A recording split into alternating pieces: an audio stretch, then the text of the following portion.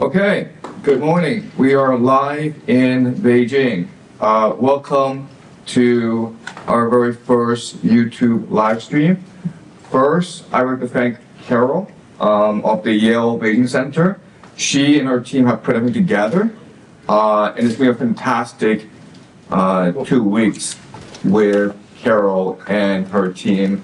So thanks so much, Carol, for putting this together. I would also like to thank everyone who is in the room today. Some of you have come a very long way. I promise you this will be a very interesting class. I hope this is a life-transforming experience for you. Dante is the greatest writer of all time. And third, I would thank everyone who is participating in the live stream all around the world. We are having someone monitor the chat, so if you have a question, feel free to ask a question on chat and we will respond in real time. So we will begin class, but first I would like to introduce Carol and maybe introduce your beautiful center. Thank you, John. So hello and welcome. My name is Carol Lee Rafferty. I am a Yale College alumna and John's classmate. Yep. We saw each other at Yale. That's right. Yeah. For those new to Yale Center Beijing, Yale Center Beijing since 2014 is Yale University's first university-wide center outside of its campus and a place for intellectual dialogue and the exchange of ideas. Through workshops such as today's, we seek to advance Yale University's mission to create, disseminate, and preserve knowledge. So why are we here? Zhang and I were classmates and schoolmates about 25 years ago. We are now both parents of 3 children. Yep. And like many parents, we wish to not only pass on knowledge to the next generation, but also wisdom, a deeper understanding of what it means to be human. Yale's motto is Lux et Veritas in Latin and Urim Tumim in Hebrew, which means light and truth.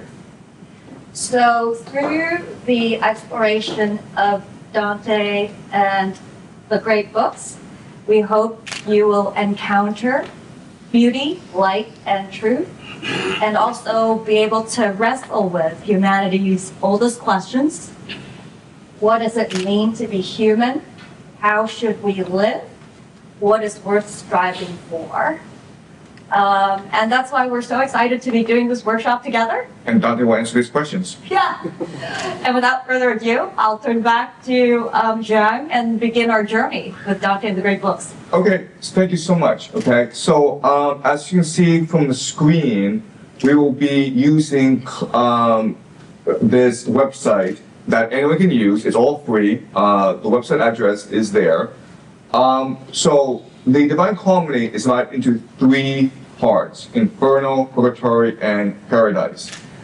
What we will do, which is very strange, is we are going to actually start in part 3. It will become obvious to you over time why we're doing that, okay? So today we are going to start with Canto 1 of Paradise. And the translation we will use is Manabom, Alan Manabom. So if you are watching this on a live stream, please go to the website, or you can just watch the screen because we will have the entire text on the screen. But this resource is extremely valuable, and we will be using it this entire 2 weeks. Okay. So the first thing I asked you guys to do was write 1 paragraph about what heaven is. Do we have any volunteers who can share? Yes. What is, yes, go ahead, please. And you'll need to either use a handheld or press down on one of the mics. Yeah. Continuously. Thanks. Heaven is a place of fulfillment, peace, and harmony where every entity can coexist. Negative feelings and behavior do not occur. We feel elevated by the fact that it feels like a destination and we are the best versions of ourselves. It's like we're above all what we have been through to only keep the best. Heaven has more to my eyes of a feeling aspect than a visual one. I could still imagine having bright, vibrant colors, flowers, and animals. Great, that's beautiful. Thank you so much. Anyone else? Yes. Personally, I do not believe in the existence of heaven. Or if by some chance it does exist, I do not believe in its ubiquity. Yeah, that's the answer I want, though. And yeah, well, that's a surprise because I didn't think that was answer one. If there exists a heaven in any means of the word for any religion, I would think that it's a place of joy, but also of exclusion and stagnation. The ideas of heaven are so radically different from one religion to another that reconciliation seems impossible, in which case heaven must be segregated. There is no change in heaven, it being in definition a deathless and perfect place, and so heaven is stagnation. Heaven is a construct comprised of the idea of what is good, held by each individual faithful. It is not essentially good except to the one who created it. It is the ultimate expression of blind faith. Okay, so that's very interesting because to answer this question, you're using logic and reason, and this is something that they might ask you to do on AP literature examination. For this class, if we're truly to embrace Dante, we have to use our intuition and imagination, okay? That's something that will become much more clear as we read Dante. But the imagination is what will lead you to the truth, all right? We have someone here, yes? To me, paradise is a place for eternal peace and happiness. There's no past and future, just eternal. Everyone there are full of meaning and purpose. The kind of joy and beauty in heaven is unfathomable. All the love and consciousness is intertwined together. That's beautiful, yes. So perfection, something that is pure joy, beyond our imagination. Yeah, good. Anyone else? Yes? I think it's where God is. So it's the typical Christian or Catholic view of life everlasting in the presence of God, eternal life singing and worshiping God, and doing whatever you love most in your little house and make sure that God has rewarded you based on what you have done in your present life, I guess. Yeah, so that's very interesting because what you just said is exactly what Augustine wrote in The City of God. He explained heaven as a place where you are right beside God and you're all singing together in unison. Have you read Augustine before? No. Okay, but that's a very Augustine answer. Yes? Hello, can you hear me? I think heaven's for us to meet God and to have a spiritual and intellectual connection with God and other divine forces. It's a place where we put down our ego and fear and engage in the act of a salvation and personal enlightenment. Good, yeah. So ego and fear are things that bind us to this material world. Thank you. Yes? Can you hear me? Okay. So as if I were in heaven, and maybe Bruce Lee would lead me into the Kung Fu universe, because I'm a big fan of Bruce Lee and Kung Fu and philosophy, and then I could see my grandma and would smile at me and embrace me into the arms, and I also can see the tree-like stuffs, and which can let people see the messages from the living world, and people who come from the living world would be nice to come to this new world, and since there's no rule, no law, but only the people who believe in your faith and destiny. And meanwhile, I also can sense the God or Buddha or like who just sitting right there and keep lecturing to the people with their wisdom and thoughts. And of course, there was a boat which can transfer people from the dark sea to the other shores. And there must be a ladylike beauty who spread happiness and merry seas to all of them.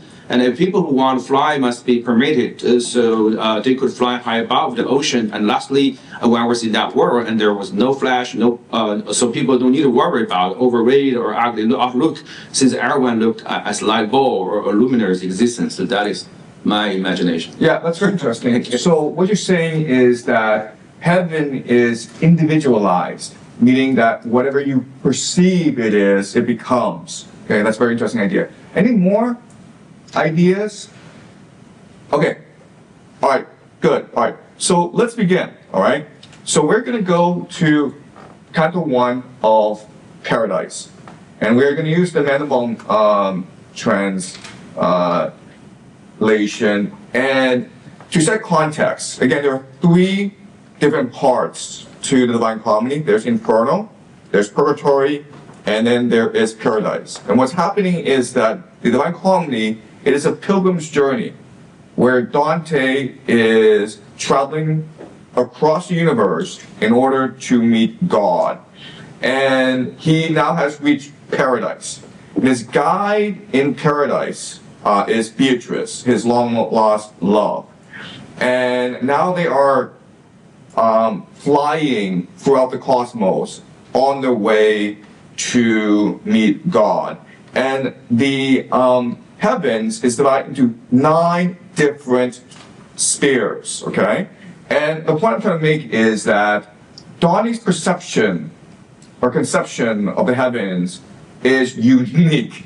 No one else has imagined heaven the way that Dante has, and no one will probably ever imagine the way that he has. Okay, so what we're going to try to do these first 2 days is try to figure out what Dante's cosmology is, what his understanding of the heavens is, and why he has constructed the heavens in the way that he has. Okay, so for the first day, we're going to go very slowly. We're going to establish the themes, the motifs, the concepts that's going to help us truly understand the Divine Comedy, okay? So, Carol, could you please go ahead and read the first 3 lines, the first set, yes. The glory of, is it picking up? Okay. The glory of the one who moves all things, permeates the universe and glows, in one part more and in another less. Okay, all right, so we're going to analyze these 3 lines. But before I do so, I want to introduce you to 2 literary concepts that we'll be using a lot when we analyze the Divine Comedy. The first is the idea of paradox. And this is actually the main literary device that Dante will use throughout the Divine Comedy, where things are not as simple as they seem. There's a contradiction in the idea, and it is your responsibility to try to unpack or reconcile the contradiction. And through this process, it is going to heighten your imagination and draw you closer to God, okay? So this is the main literary device we'll be analyzing throughout these two weeks, okay? The idea of paradox. Second idea that we will be looking at is possibilities. Possibilities are created by 2 concepts, ambiguity as well as economy. Economy, for those of you who study poetry, it just means to use as few words as possible to describe as much as possible. Ambiguity means that a sentence or word can contain multiple meanings. Okay? So these are the 2 major literary devices we will be studying in the Divine Comedy. So, first question is, what's the paradox in these 3 lines? What's the paradox here? Yes? Well, I'm just shooting in the dark here. I'm not sure if I'm right, but I would think that the glory of the one who moves all things. By definition, God is omnipotent and omnipresent. However, it says in the 3rd line that it permeates the universe and glows in one part more and in another less, meaning that there's inequality even in heaven. Yeah, that's exactly correct. Okay, that's a paradox. God can be everywhere at once, yet there are certain parts where he is more and certain parts there is less. That is a contradiction. That is a paradox. Why would God, who is all-knowing, all-seeing, all-powerful, why would the universe be constructed in a way like this? Okay, that's a central paradox the Divine Comedy is trying to address. But then, what are the possibilities? How can we reconcile this paradox? Yes? I think maybe it's because I think maybe it's because, like, for example, God is more present in heaven, but for example in the Inferno because I've read the Inferno actually, and I can clearly see that like God's presence is less there, so maybe we can reconcile it this way. So I think that this doesn't contradict with his like omnipotence or his omnipresence. It just means that he's more concentrated in a certain like dimension. Right, but then the question then is like, why does heaven and hell exist? God can make everything perfect, right? So why not make everything heaven? Why does heaven and hell exist? Yes? Because in theology, that would be the lack of God or the lack of God's presence. So there's free choice and free will, so that there should be a heaven and a hell. Yes, that's the correct answer, yes. There has to be, if you are to allow for free will, you must allow for heaven and hell to exist. Can you explain why? Because if everything is heaven, then there is no free choice. If there's choice, then there will be consequence, and there will be the wrong choice, I guess. And what happens with the wrong choice is probably hell or the lack of God's presence. Anyone else? Yes? Yeah, maybe I think because we are just, your flesh, your body. So if we got body, then we must be locked, right? Because we can't just get out of it. But if there's possibility that people can get out of your body, try to imagine, okay? I used to have such kind of nightmare when I was, sleeping in my bed, and I thought I was just out of there, out of my body. It really made me feel so crazy. But what if there's really possibility that people really can get out of your body? Just like consciousness, like, the cloud surveys or something. Maybe. So maybe that's the reason why they have this theory, is because people have their thoughts, not only the body, the flesh, but also God idea. So they got thoughts. Maybe if the thoughts can be existed into another world, just like safety in the cloud surveys or what, maybe, yeah. So maybe that is what heaven means. Okay. I suppose, yeah. All right, so this is a central paradox in the Divine Comedy. Why does heaven exist? Why does hell exist? Okay? And it has to do with free will. So keep this in the back of your mind. Okay? These are the paradoxes being created, and only by deep reflection, deep observation, by using your intuition in your imagination, you come to an answer. Okay? So this is a central paradox. Okay? We've established that. Let's keep on going. Carol, could you continue, please? Should I do 6 or? Yeah. Okay. I was within the heaven that receives more of his light, and I saw things that he who from that height descends forgets or cannot speak, for nearing its desired end, our intellect sinks into an abyss so deep that memory fails to follow it. Okay, so what Dante is saying here is that he has reached the heavens, which receives more of his light, and he saw things that from that height descends, forgets, or cannot speak.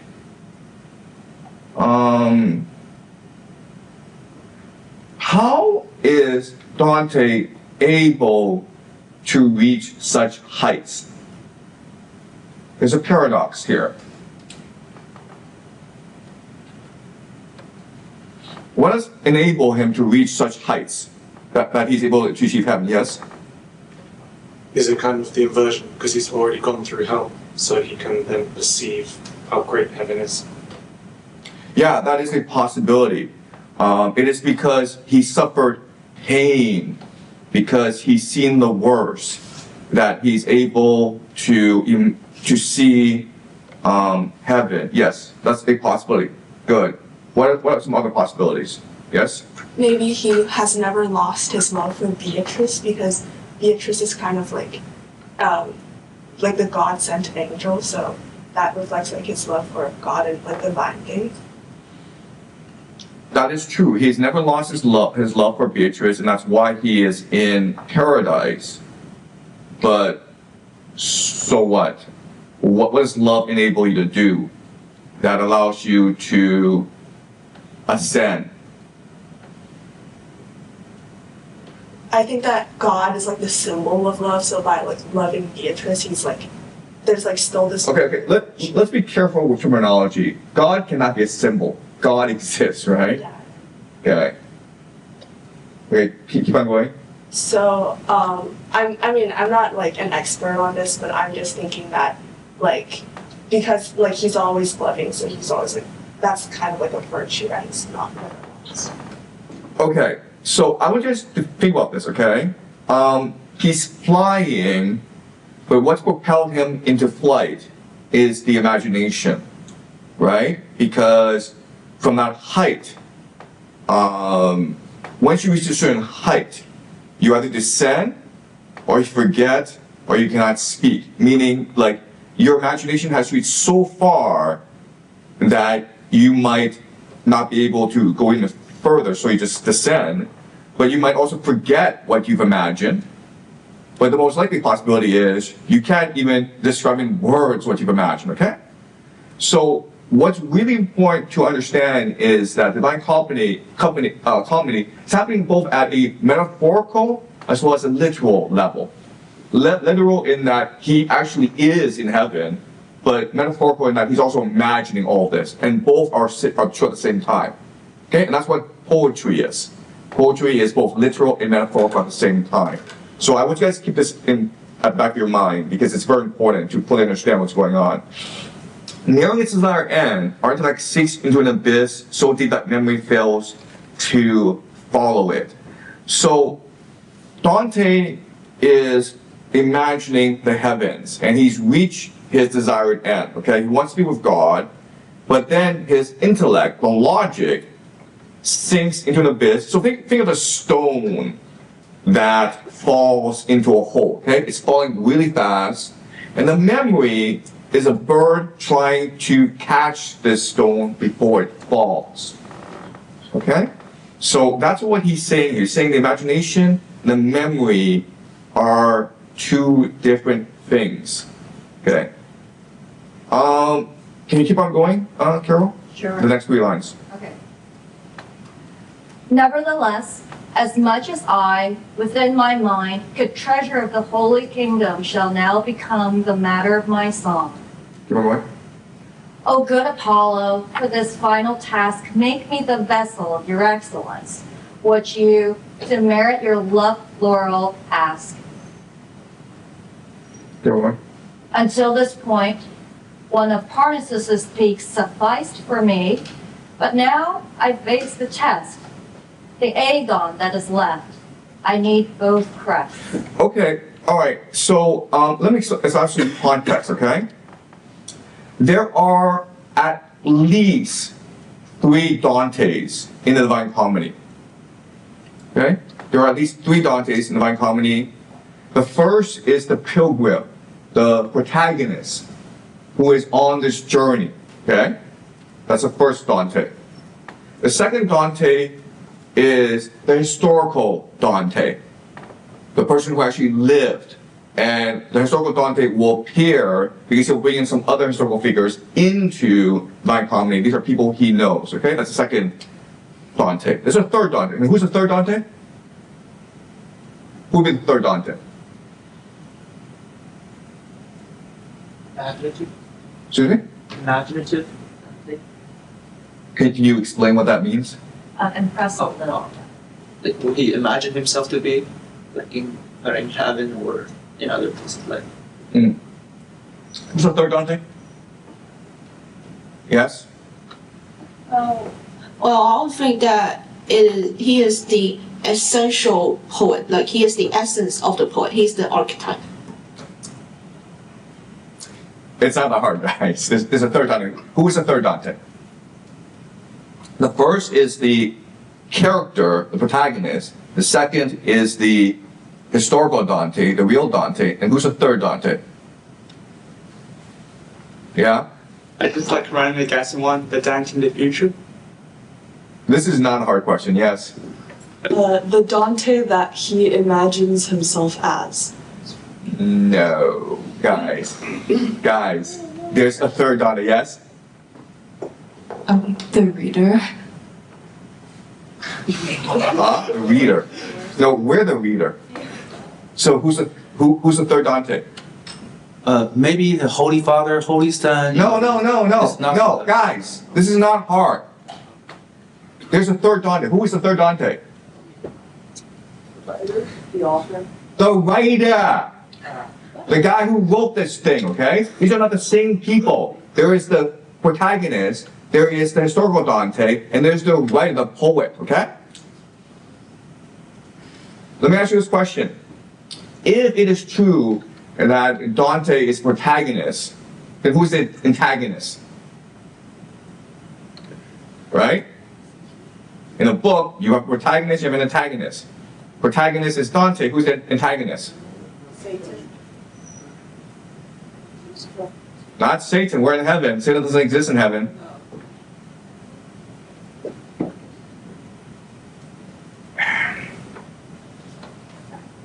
Yes? Maybe his old self or something that he Yes, used to. exactly. Can you explain this?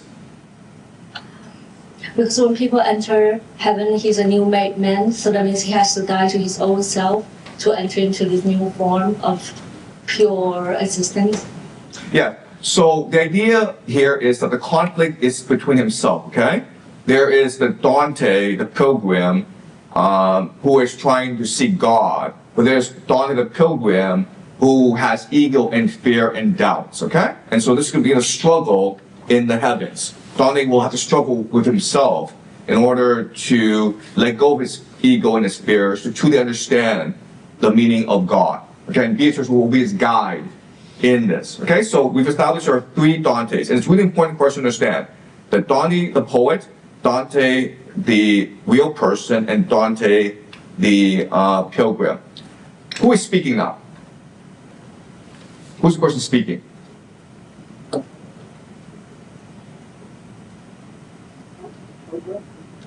Who says, "Oh, good Apollo, for this final task, make me the vessel of your excellence"? Who's speaking? The poet, right? That's the protagonist, the poet. All right?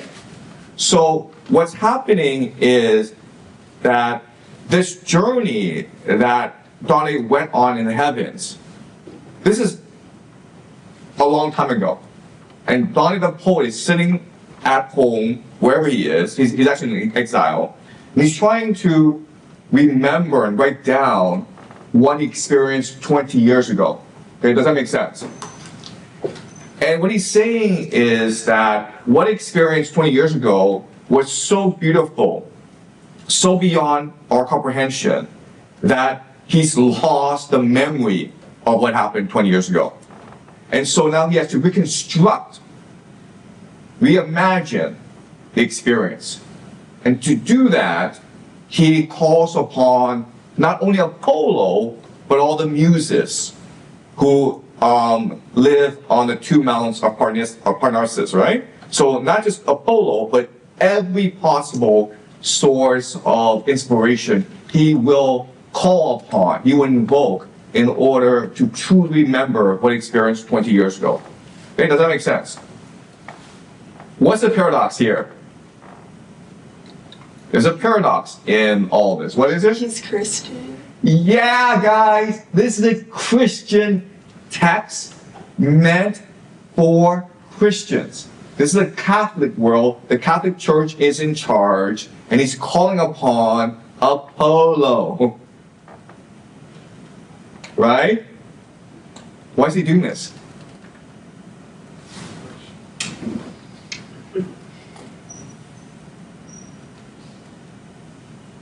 What's he saying here? Yeah?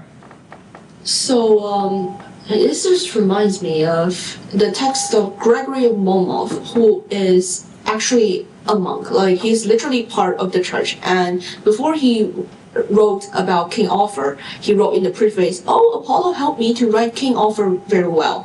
So, first off, maybe this is like generally accepted within the current social atmosphere to invoke Apollo as an author, to ask him to make your writing really good. Okay, all right. So you just made a statement. Maybe this is just accepted at this time. But we know for a fact it's not accepted at this time. Carol, could you go to Google, please? Sure. And what we're going to do is we're going to Google medieval Christian art, okay? We're going to Google medieval Christian art. And we're just going to show images, okay? When you see the images, it's pretty consistent, okay? Can you go to images? Yes. Okay, guys, can you see the images? There are lots and lots of images. This is all Christian art. What do you not see? You don't see the common man. Exactly, okay? You don't see any man. These are all saints or just figures from the Bible. Okay, that's point one. There is no common man in any of this. What's number two? What's another stark difference?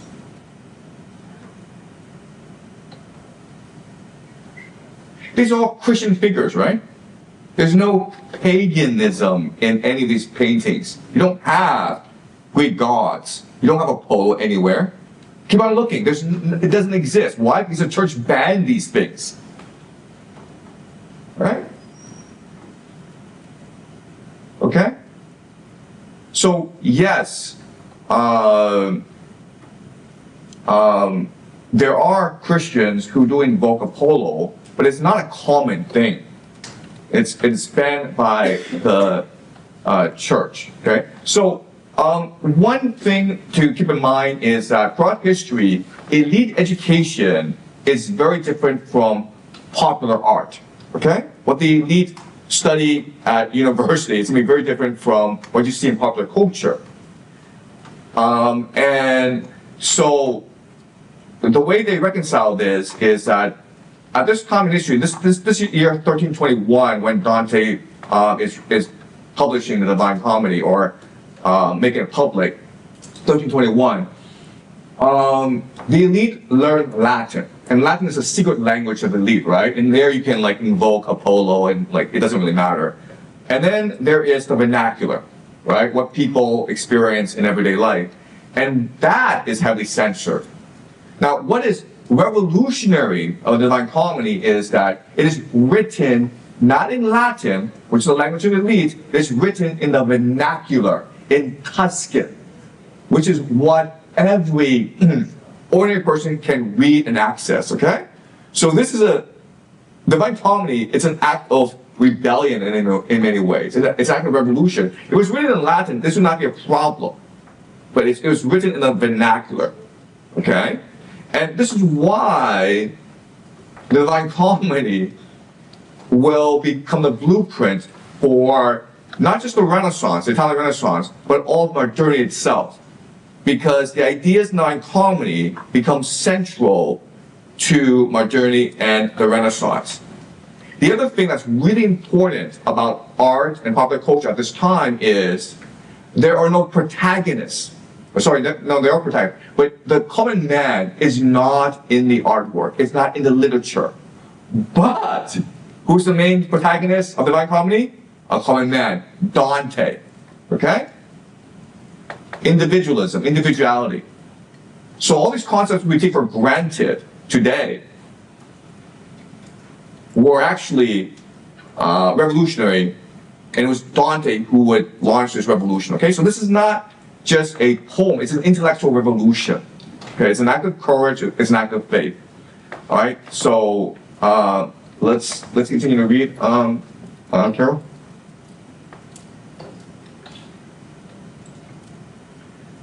Enter into my breast. Enter into my breast.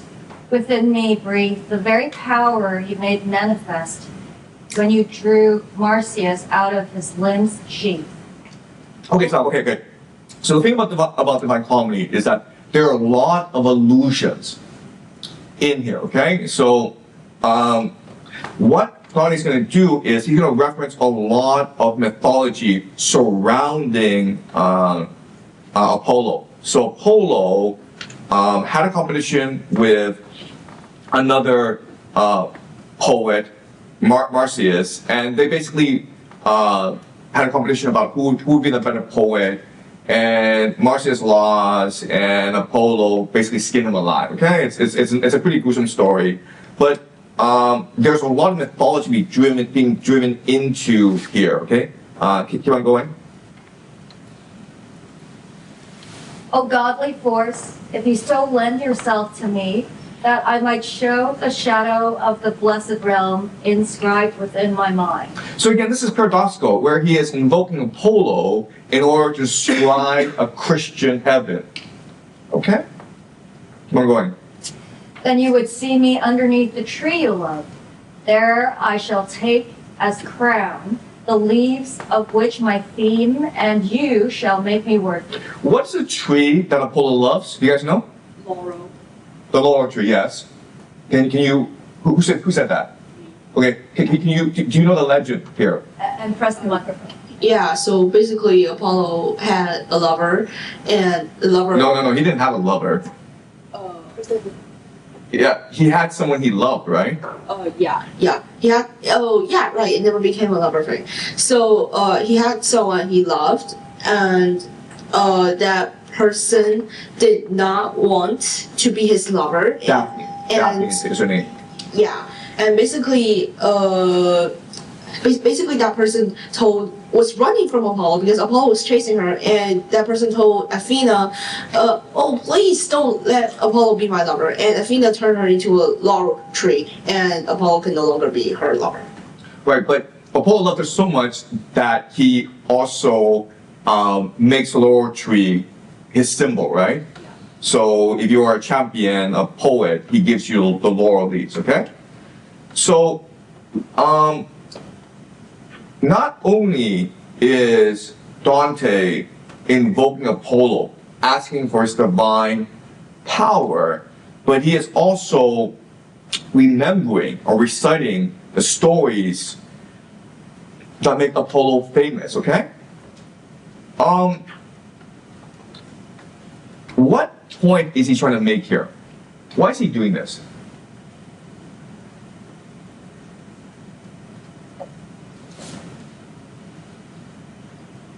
Yes? I wonder if he's trying to reinvent heaven on the concept of paradise, that it's not just a Christian paradise, but it could also coexist with the Greek idea of heaven of gods, maybe? Right. The problem, though, is that the Greeks didn't have a concept of heaven, right? Yeah, it's more Olympus, but yeah, not really. The Greeks didn't have heaven. So what is he trying to do here?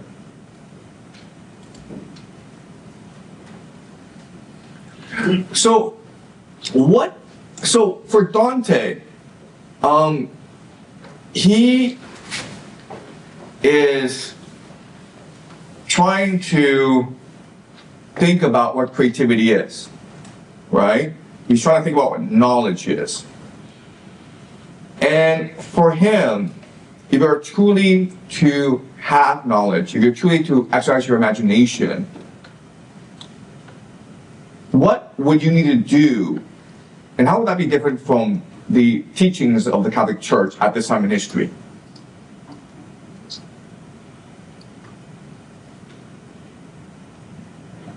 Yeah? Well, he gives me the impression of someone who worships enlightenment regardless of source. So he is seeking the truth, like regardless of source. It could be Apollo, it could be God. He'll take whatever will show him the truth. Yeah, that's correct, right? The idea is, if you really want to know the truth, you have to be open-minded. But not only do you have to be open-minded, but you have to rigorously draw on from different traditions, okay? Because these traditions exist for a reason, and you need to combine these traditions in order to reach the truth. And guess what, guys? This becomes the basic premise of the Renaissance, right? Okay, so Carol, can we do a Google search? Sure. Renaissance art. Okay. So this is Christian art, right, you guys? It's pretty static. It's just depictions of biblical passages, right? But when you go to Renaissance art, you see how vibrant it is. It's drawing from different traditions. Okay, so you show this. Okay. Maybe the School of Athens. Okay, so this is one of the most famous Renaissance paintings, the School of Athens. Okay, yes, I see you, Peter. But okay, look, the School of Athens, right? It's drawing from all possible traditions. You just look at this painting, and we don't have time to look at this painting, but it's not just Christian thinkers, it's Muslim thinkers, it's pagan thinkers, okay? And the idea is implanted in the Divine Comedy. This painting would not have been possible without Dante, okay? It was Dante who basically said, if we're truly to know God, if we're truly to discover the truth, we must embrace all possible religions, all possible philosophies. Yes, did you have a question? Okay. Peter, we have a question from the live stream. So live stream right now is not working well. So 网络不是特别好，所以现在的 YouTube 的直播有点断断续续。 Okay. I mean, it's fine. We have the video camera, right? Yeah. Okay, it's fine. I mean, like, yeah, it's just in there. Yeah. Okay, we'll continue, okay? All right, so do you see what's happening, okay? We have now this radical leap from Christian medieval art to Renaissance art. You can see the vastness of the difference. It's Dante that's doing this, okay? Yes? I remember going to Italy and then I remember seeing the medieval art. The babies look really scary because I think the church guy explained that baby is supposed to be Jesus when he was a baby, but when he was a baby he was still this like divine figure, so that's why they drew him like a middle-aged man. But in Renaissance art, they start drawing like baby faces and real human proportions, like this idea of individuality as you expressed earlier. So they started trying to see humans as they really are rather than what spiritually, like religiously, they should represent. Yeah, exactly. So the major difference between medieval art and Renaissance art is that with medieval art, you're trying to condition the Christian in a certain mentality, one of fear and humility, to be always afraid, but also to be humble before God. Whereas Renaissance, the Renaissance becomes the launching pad for modernity, because the Renaissance is trying to activate the human imagination, okay? And the way you do that is you make humans a central character in the story of humanity, okay? And that's what's happening in Dante, where Dante makes himself the central character, and this is again unique at this time. But also you're trying to show the beauty and the power of the human imagination. Okay. All right. Let's keep on going. Sorry, did you have a question? No, I just have a comment about, I think he's quite advanced in his theology that he believes if you want to invoke the truth, you have to draw from many sources, but the fact that it's from Greek as well, it's kind of the same as how Christianity started with Jesus being born from Virgin Mary, which is a very Greek kind of storyline. So maybe he's trying to show his theology ideas that Jesus, like the Christian God himself, uses a Greek traditional way to make people know that he's the Son of God. Okay, all right. So a couple comments. First of all, let's try to be precise about terminology. He is not a theologian. He is a poet. This is poetry, not theology, okay? There's a lot of theology, there's a lot of philosophy in this, but it's poetry. This is a major difference, okay? Theology is trying to explain religion. Poetry is to activate the imagination, okay, the religious imagination. That's point one. Point two is, everything that you're saying is not wrong, but you're saying it from the year 2026. And this was written in the year 1321, okay? And so back then, people just have a very different conception of the universe. Basically, at this point in history, the Catholic Church is trying to create a Christian theology that is self-contained, okay? That is distinct from all other traditions and is in conflict with other traditions, especially the Muslim tradition, which is at this point in history the most powerful religious tradition in the world. Okay, so keep this in mind, guys. A lot of things you think, it could be because you're looking at it from a 2026 lens. All right, but remember this year 1321. Okay, so it's hard to do, but keep this in the back of your mind. Okay. All right. Any more comments or questions before I move on? Okay, let's keep on going. So seldom, Father, are those garlands gathered for triumph of a ruler or a poet, a sign of fault or shame in human wills, that when Paean branches can incite someone to long and thirst for them, the light must fill the happy Delphic deity. So he's again talking to Apollo, right? He's calling him Father, not capital F Father, but Father, okay? So he is invoking Apollo as a lesser god, which is sacrilege, by the way, in this world. Okay? Keep on going. Great fire can follow a small spark. There may be better voices after me to pray to Sarah's God for aid, Sarah's God is Apollo. that he may answer. The lantern of the world approaches mortals by varied paths. Lantern of the world is the sun, right? Which is Apollo. And Apollo can reach you through different paths. And he's trying to invoke Apollo, right? He's trying to reach Apollo. Keep on going.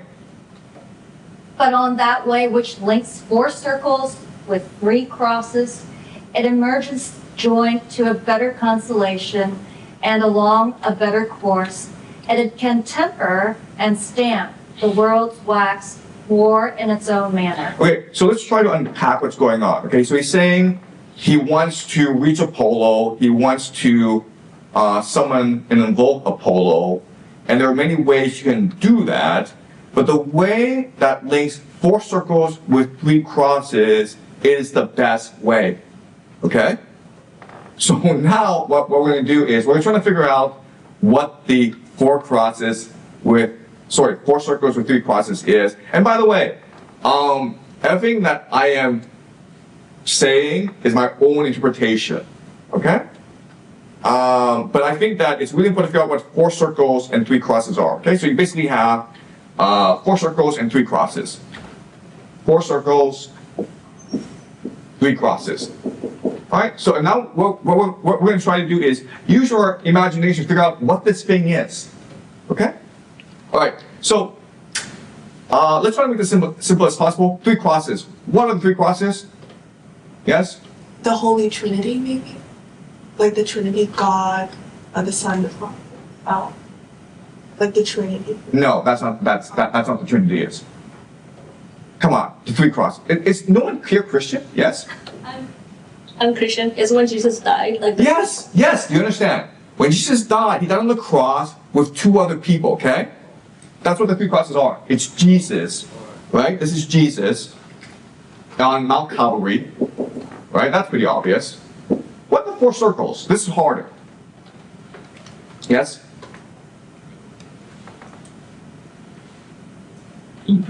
Maybe the 4 elements, water, fire, earth, wind. Yes, that is a possibility, but the circles, it's 4, right? It's 4 elements, but what are the circles then? When you think circle, what do you think? Spheres, right? Planets, sun, right? So 4 suns is what?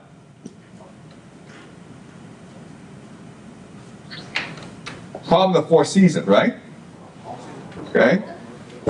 Okay, so this is the, okay, so again, it's really important we figure this out, okay? The 4 equinoxes, right? Okay, so you have the 2 equinoxes, as well as the 2 solstices, and then that would be the 4 seasons. Okay, so that's what these 4 circles really are. Then you have the 3 crosses. Okay, and the 3 crosses we know are Jesus. What tradition cares a lot about the 2 equinoxes and 2 solstices? Pagan. Exactly, the pagan tradition, okay? So now we have a paradox. What's a pagan tradition doing with the Christian tradition? Christian tradition is clearly the 3 crosses. The 4 circles are clearly the pagan tradition. There's a paradox here. Okay? Alright, so let's figure out this paradox. If you were to be transported back 3,000 years into the pagan world, okay? Can someone explain to me what the pagan world is like and how you would feel, I don't actually like this place. You would feel uncomfortable in the pagan world. Why? What makes the pagan world different from our world? Yes? So I'm just to preface this, I am neo-pagan, so some of my idealizations of paganism might be, well, idealized. But what I think is that paganism is more primal and more varied. So we're used to an Anglo-Christian world, we're used to a homogeneous world, we're used to people agreeing with our ideas, and when they don't, we argue with them. But the pagan world is almost more tolerant in a way. Like there's more gods, there's more opinions, and you're likely to run into someone who don't agree with you. Okay, so this is confusing because neo-paganism, the modern pagan world, it embraces many different ancient traditions, including Judaism, animism. But throughout most of human history, if you're a pagan, what idea, what thing were you most concerned with? What were you really concerned with as a pagan, yes? That you don't upset the gods. Why? Well, because you can't not upset the gods. Okay, how did you make your living? What did you do for a living? Farming. Farming, right? And if you upset the gods, they have a drought or a huge rainstorm, and all of your crops are gone. Exactly, right? Would you be comfortable in this world? Why not? Why would you be comfortable in this world of paganism, yes? Well, you constantly live in fear. You constantly live in fear. No, like if you're doing the right thing or not. Yes, right? You have absolutely, yes? More essentially, I think it's the ambiguity. You have to be comfortable with not knowing what the gods want to do to you. Right. So, yes? And you can't predict the actions of your fellow human beings as well as... You may have to turn it on. Sorry. You can't predict the actions of your fellow human beings as well as you would in a Christian conservative. Right.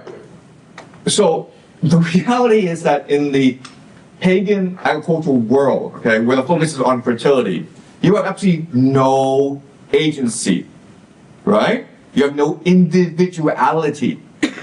Life is passive for you, okay? It's not about what you can do, it's really about appeasing the gods, right? So there's really no individuality. It's really hard for you to be creative or to make your mark on the world, right? So, yes? But I have a question here. Like you just told us earlier that medieval Christian art and even the Catholic Church in Dante's time suppressed creativity and promoted God-fearing humility. So how is that different? Okay, that's a good question. So we're talking about medieval Christian Europe in the year 1300, right? But this is referring to Jesus at the time of his crucifixion, which is about the year 33, around 33, okay? All right? For the Christians in this room, why did Jesus have to die? Why was his crucifixion, his death, such a historical event? Why? Yes? Because there's no way for man himself to atone for his sins, and man cannot be sinless, stainless, so to pay the price for his actions. So, and what was Jesus? So Jesus was the faultless lamb who can die for people. No. What was Jesus? Son of God. Yes. So God himself has to come. The Son of God, who is what? Who is the Messiah? Who's sinless. Who is, but is he a man or is he not a man? He's both. So he's exactly. You understand this, okay? You understand? This is important. He is both Son of God and he's a man as well. You understand? Okay? And if you're not a Christian, it's kind of weird, but for like 2,000 years they argued about this, okay? But Jesus, if you want to understand Christianity, you need to understand that Jesus was both a man as well as a God. And if you're a man and you're able to redeem all humanity, now you have agency, right? Now you're able to mark a new period in human history. So what's happened is that in the pagan worldview, the universe is a circle. It's a procession of equinoxes, okay? It's an endless, seamless cycle, okay? Like the seasons. There's winter, which gives rise to spring, which gives rise to summer, then autumn, and so on and on and on. There's nothing you can do about it, okay? But with Jesus, the circle now becomes a line, right? The circle becomes a line. So when you put together the 4 circles and the 3 crosses, you get a new beginning of human history in which the individual matters now. Yes? But that was what the Catholic Church wanted to suppress, right? Like this knowledge that you can free yourself. So the Catholic Church said, no, you need us to get to heaven. Right. So, exactly. So, and this is what Dante is saying. He's saying that the Catholic Church and Jesus and Christianity, these aren't necessarily the same things, okay? All right? So, with his poetry, Dante is trying to create a new understanding of Christianity. And this, again, is what gives rise to the Renaissance as well as modernity. Okay, but this doesn't make sense to you. Okay? And what he's doing that's really important is he's creating paradoxes, right? Why is paganism, a symbol of paganism, the 4 circles, why is it linked to the symbol of Christianity, the 3 crosses? And the answer is because for humanity to progress, you need both traditions in place. Okay? Without these traditions together, there is no path to enlightenment. There is no path to Apollo. This is the best path possible. Okay, does that make sense? And again, this is my interpretation. Poetry can only be interpreted. Okay, and I'm sure there's been a lot of Dante scholars who are going to be very angry at me for making this interpretation. But I think this is a possible interpretation that aligns with other things that Dante will say throughout the Divine Comedy, okay? Are we clear? And yes? So, in summary, the idea is like the sun shines on the world and it doesn't just shine on Christians, it shines on everyone. That's what Dante believes, okay? But what he's going to do later on that is even more revolutionary is say, it's not God's choice whether or not to shine on you. It's your choice whether you want God to shine on you or not. Does that make sense? All right.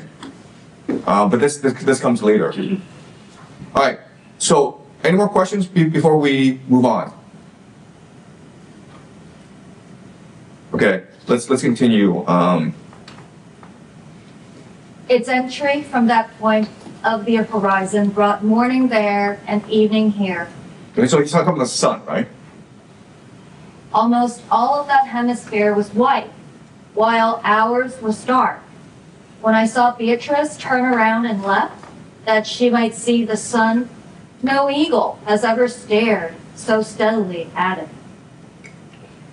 And as a second ray will issue from the first and reascend, much like a pilgrim who seeks his home again, so on her action, fed by my eyes to my imagination, my action drew, and on the sun I set my sight more than we usually do. More is permitted to our powers there than is permitted here, by virtue of that place made for mankind as its true home. I did not bear it long, but not so briefly as not to see it sparkling round about, like molten iron emerging from the fire. And suddenly it seemed that day had been added to day, as if the one who had graced the heavens with a second sun. Okay. The eyes of Beatrice were all intent on the eternal circles. From the sun I turned aside. I set my eyes on her. And watching her, within me I was changed, as Glaucus changed, tasting the herb that made him a companion of the other sea gods. Okay, so something that's really confusing about the Divine Comedy is that different universes are existing in parallel with each other, right? So there is the universe of the Greeks, right, where Apollo is the sun. Now he's switching to the Christian universe where God is the sun. Okay? So all these universes are existing in parallel with each other. And the reason why is that we are in heaven. We are in paradise. And so this is the spirit world. Okay? So let me ask you this question. It's a hard question, but think about this. Pretend you're a ghost or a spirit, okay? Can you perceive time and space? Is it possible for you to perceive time and space? Yes? No, because I mean you're immortal, or like you live forever. Why would you be able to perceive time then? I mean, it wouldn't make sense, right? If like spirits never die, or they've always been there since the universe existed. Well, I understand, but you can still keep time, right? Why can't you perceive time and space? The answer is no, you can't perceive time and space. But there's a really good reason why you cannot. Have you guys thought about this? Yes? I don't think it's because you can't interact with time and space. Your soul is immune to the influences of time and space. You don't have a body to be battered off the wall and stuff. Yeah, so the key is to understand that without a body, it's impossible for you to understand time and space, okay? And this is what Immanuel Kant tells us. What time and space is space is sensation. Sensation is made possible for the five senses, okay? Distance is because you have a body. If you didn't have a body, you wouldn't have a conception of distance, okay? And what time is sequence, which is cause and effect. Caused by sensation, right? I first had this feeling, then I had that feeling. That's time. So without a body, it is impossible for you to experience time and space. Okay? So we are in a universe where time and space don't exist. Everything exists at once and forever. Okay? Different universes exist at the same time. This is why all this is possible. And what Dante is doing is he's using words to decipher this universe, to make it comprehensible to us. Because we are stuck in time and space, but they are beyond time and space. Okay? Does that make sense? Okay. Yes? And how are these like spirits invoked, or are they like everywhere, like at the same time, or like how are these spirits invoked in humans, or like because is it through emotions? I don't understand the question. Could you repeat that? Yeah, like these spirits, there's multiple, right? So, and in the Greek world, in the Greek world, you would say they did have a body because, there's all these gods that came down to earth, so they had to like inhabit a body in the end. But in the Greek world, what happened was these spirits took possession. You understand? They didn't come to us as material forms. They took possession of animals like Zeus, or they took possession of people. Right? But then they were able to perceive time and space. That's right, but only if they can take possession of someone's body. Okay. Okay? Does that make sense? Right? So that's what Dante is doing. He's trying to have Apollo possess him, so he's able to use the powers of Apollo. Okay? Alright. Let's keep on going.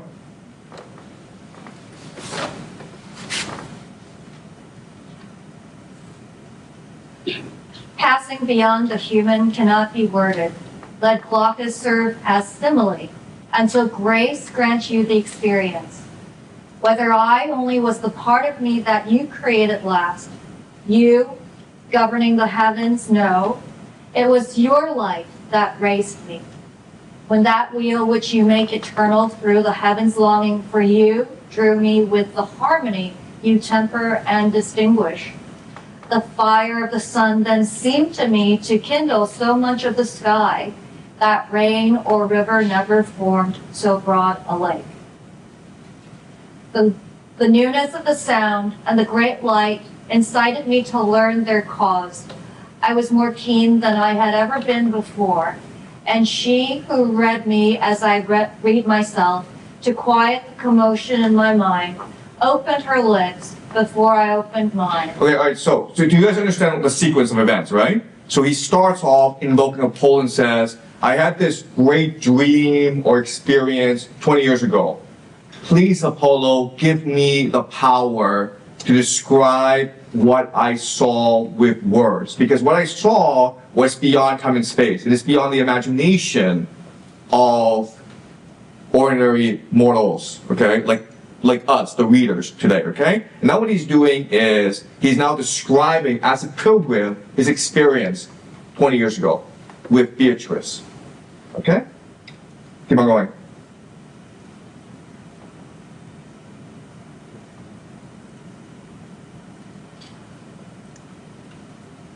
Opened her lips before I opened mine to ask, and she began, "You make yourself accused with false imagining. You cannot see what you would see if you dispelled it. You're not on the earth as you believe, but lightning, flying from its own abode, is less swift than you are, returning home." Okay, so they are in the heavens, which is beyond time and space.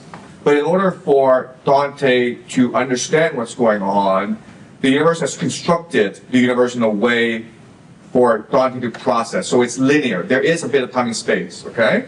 And what Beatrice is saying to him basically is, here you have to completely rely on your intuition and your imagination, okay? Do not try to use logic. Do not try to take what you learn on earth and apply it here. It will just confuse you.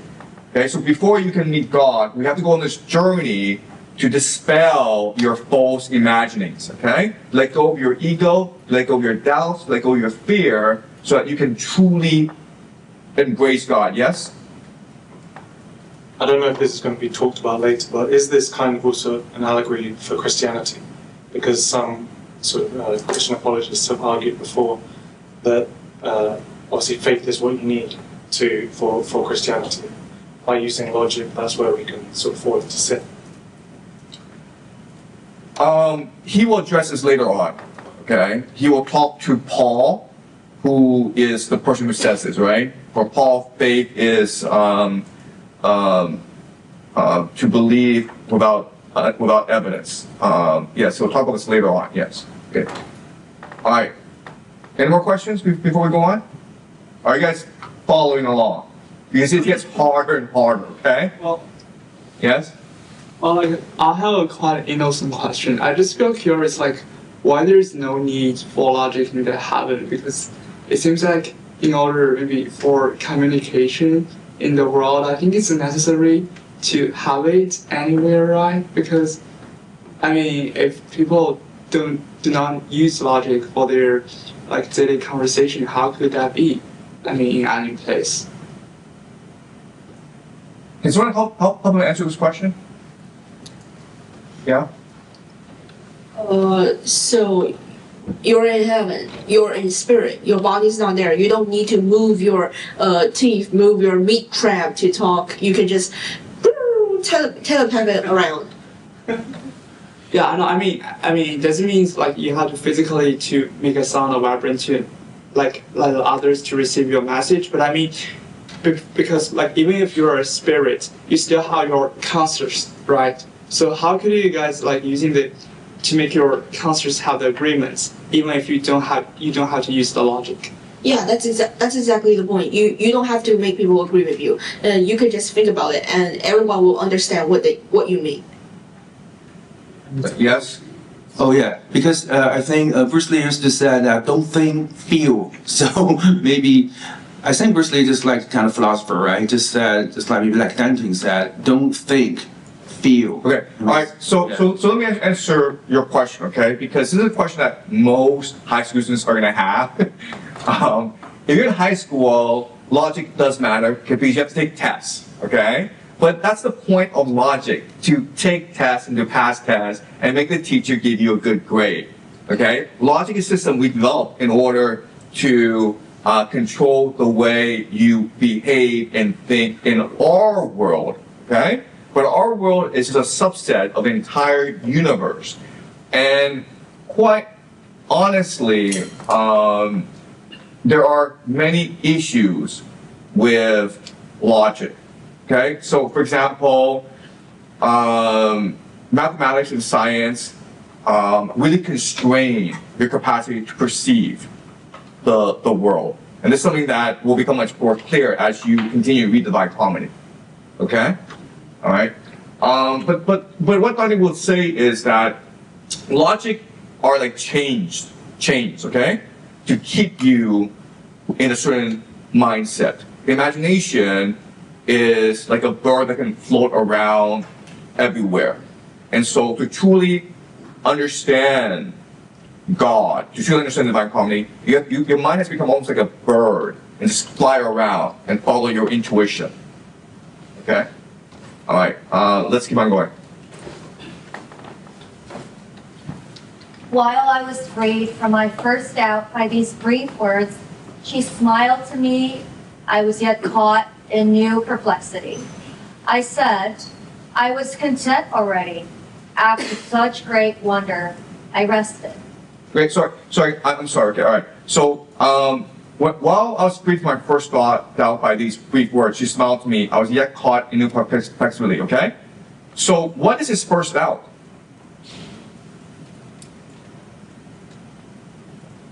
Am I really here? Okay. Yes. Okay. Yeah, he's not. Okay. Anyone else? What is his doubt?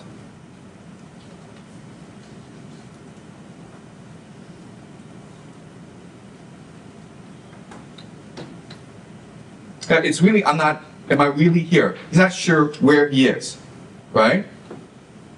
Okay? And what Jesus is telling him is that we are in a new universe that is beyond time and space, okay? So, they're going to go visit the moon and Venus and the sun and Jupiter and Saturn. These are not our Jupiter, our Saturn, okay? Okay? These are metaphors. This is another universe. Okay, that's his first doubt. Okay, but once you have this first doubt, what other questions might you have? Can I stay? Jimmy? Can I stay? Can I stay? Do I belong? Jimmy? Do I belong in this realm? Yeah. How does this realm work? Yeah. How did I get up there? Yeah, like it's like this first thing, like we're in a new universe, it raises all sorts of different questions, okay? And so this is what makes Dante's conception of the universe unique, because heaven, it is not perfection, it is not the end, it's just another journey. It's just another place for you to ask questions. Okay, does that make sense? All right? So, yeah, okay. Can you keep on reading, Carol? Sure. I said, I was content already after such great wonder. I rested. But again, I wonder how my body rises past these lighter bodies. Okay, so you're trying to figure out how this universe works, right? Because you're flying throughout the cosmos, and he's like, why am I flying? Right? He's completely confused by what's going on. But again, what's important to understand is that there is no time and space in this universe. Time and space has been constructed for Dante's personal benefit so that he can understand what's going on. All right? Does that make sense? Okay, keep on going. At which, after a sigh of pity, she settled her eyes on me with the same look a mother casts upon a raving child. And she began, all things among themselves possess an order. And this order is the form that makes the universe like God. Here do the higher beings see the imprint of the internal worth, which is the end to which the pattern I have mentioned tends.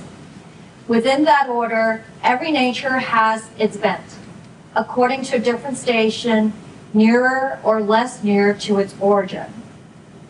Therefore, these natures move to different ports across the mighty sea of being, each given the impulse that will bear it on.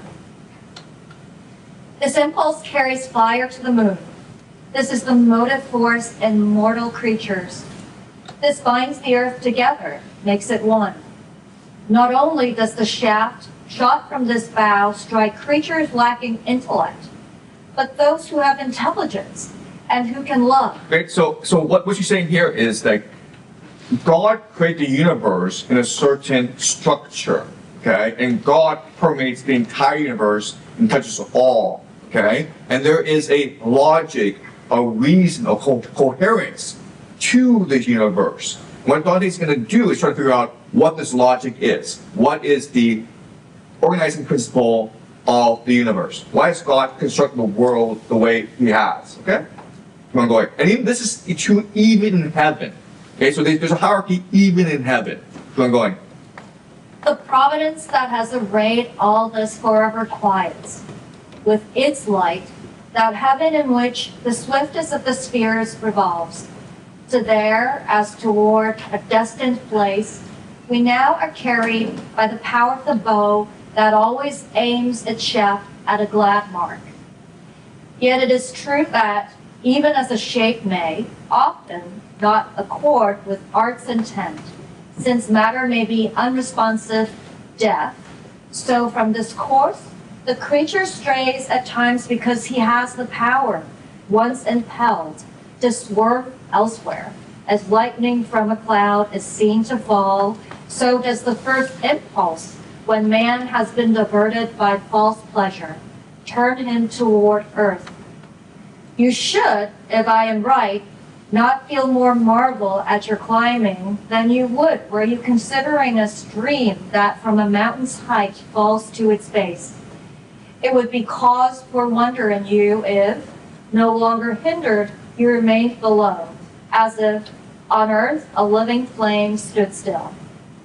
Then she again turned her gaze heavenward. Okay, so here she's trying to explain how the universe works, how it moves, okay? Can someone, in simple terms, explain to me what he's saying here? Can you decipher, interpret what she's saying here? Yes? God assigned you a bunch of weights. If you're light, you go up. If you're heavy, you go down. If you're light and you're still down, then you should be worried. Incorrect. Yeah, good guess though. That's not what she's saying at all. What do you think the problem with this would be? Why would Dante take objection to this idea? You said that God assigns weights, right? Why would Dante be angry about this idea? Technically, he's a human. However, right here, he is like on the doorstep of heaven. So how did he get there? Okay, so let's first try to unpack this idea. God assigns weights, okay? And there are lots of Christians who do believe this, okay? This is something that John Calvin would argue, but Dante would find this really objectionable. He'd be very angry at this idea. Why? Very judgmental. Exactly. It's unjust. You understand?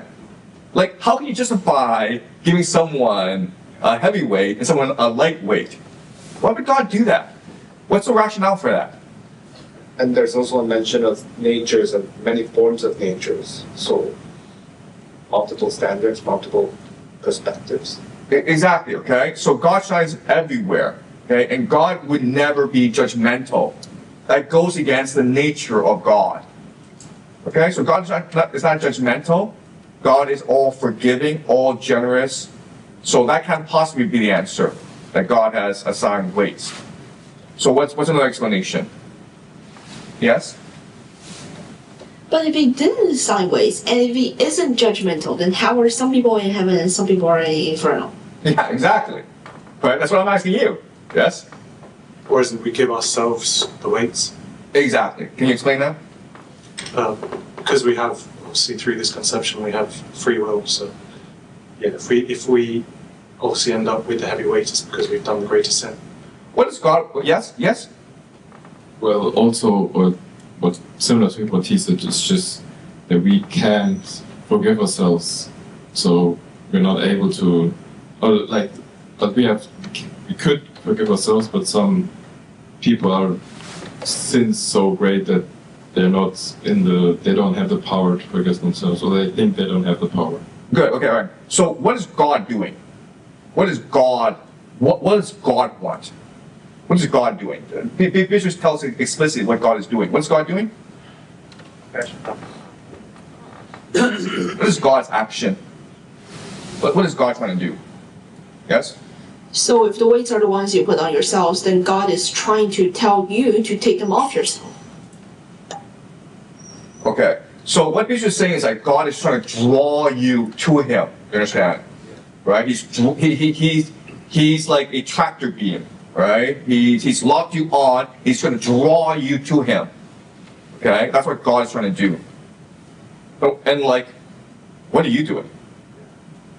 I imagine God's like he's like watching a movie, right? He's sitting back and watching everybody on their own free will, navigating and exploring their different perspectives, their different views of things, and as they kind of go towards Him or away from Him. Is God watching you? Yeah.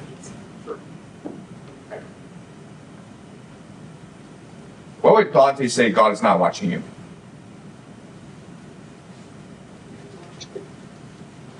But I think God just keep watching all of us. Yes, I think this kind of confession, and if you think you're guilty, then you even thought God is there. For example, if you steal something and you think it's okay, nobody watch it, but your guilty is still there. So if your guilty is still there, it means that God is there. So maybe it is what I thought. Yes. Again, is it more our agency? Are we watching God rather than Him watching us? Okay, can you explain that? It's more like, obviously, when we decide within ourselves that we want salvation or we want to not sin and do the right thing, we will look to God. It's not that He's sort of watching us. Exactly. So the key is this: God is always welcoming you. Okay, God is always trying to draw you to Him, but because of the law of free will or free choice, it's entirely your choice what to do. You could welcome God, embrace God, and then move towards the light, which is what Dante is doing. But you can also turn away from God and do whatever you want. Okay? And this is how the universe works. And this is the basic premise that you have to work with. Like, everything that you do is entirely because you choose to do it, even though you may not think it's your choice. Okay? This is the fundamental law of the universe. Everything is free choice. So God is not going to watch you.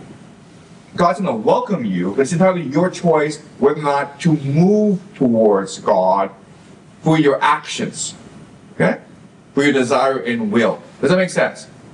Okay? And this is the premise that Beatrice is going to elaborate on and expand on as they move across the heavens. To let God understand. Everything you do is means you choose to do it. And why would God give you free choice? And why is God doing this?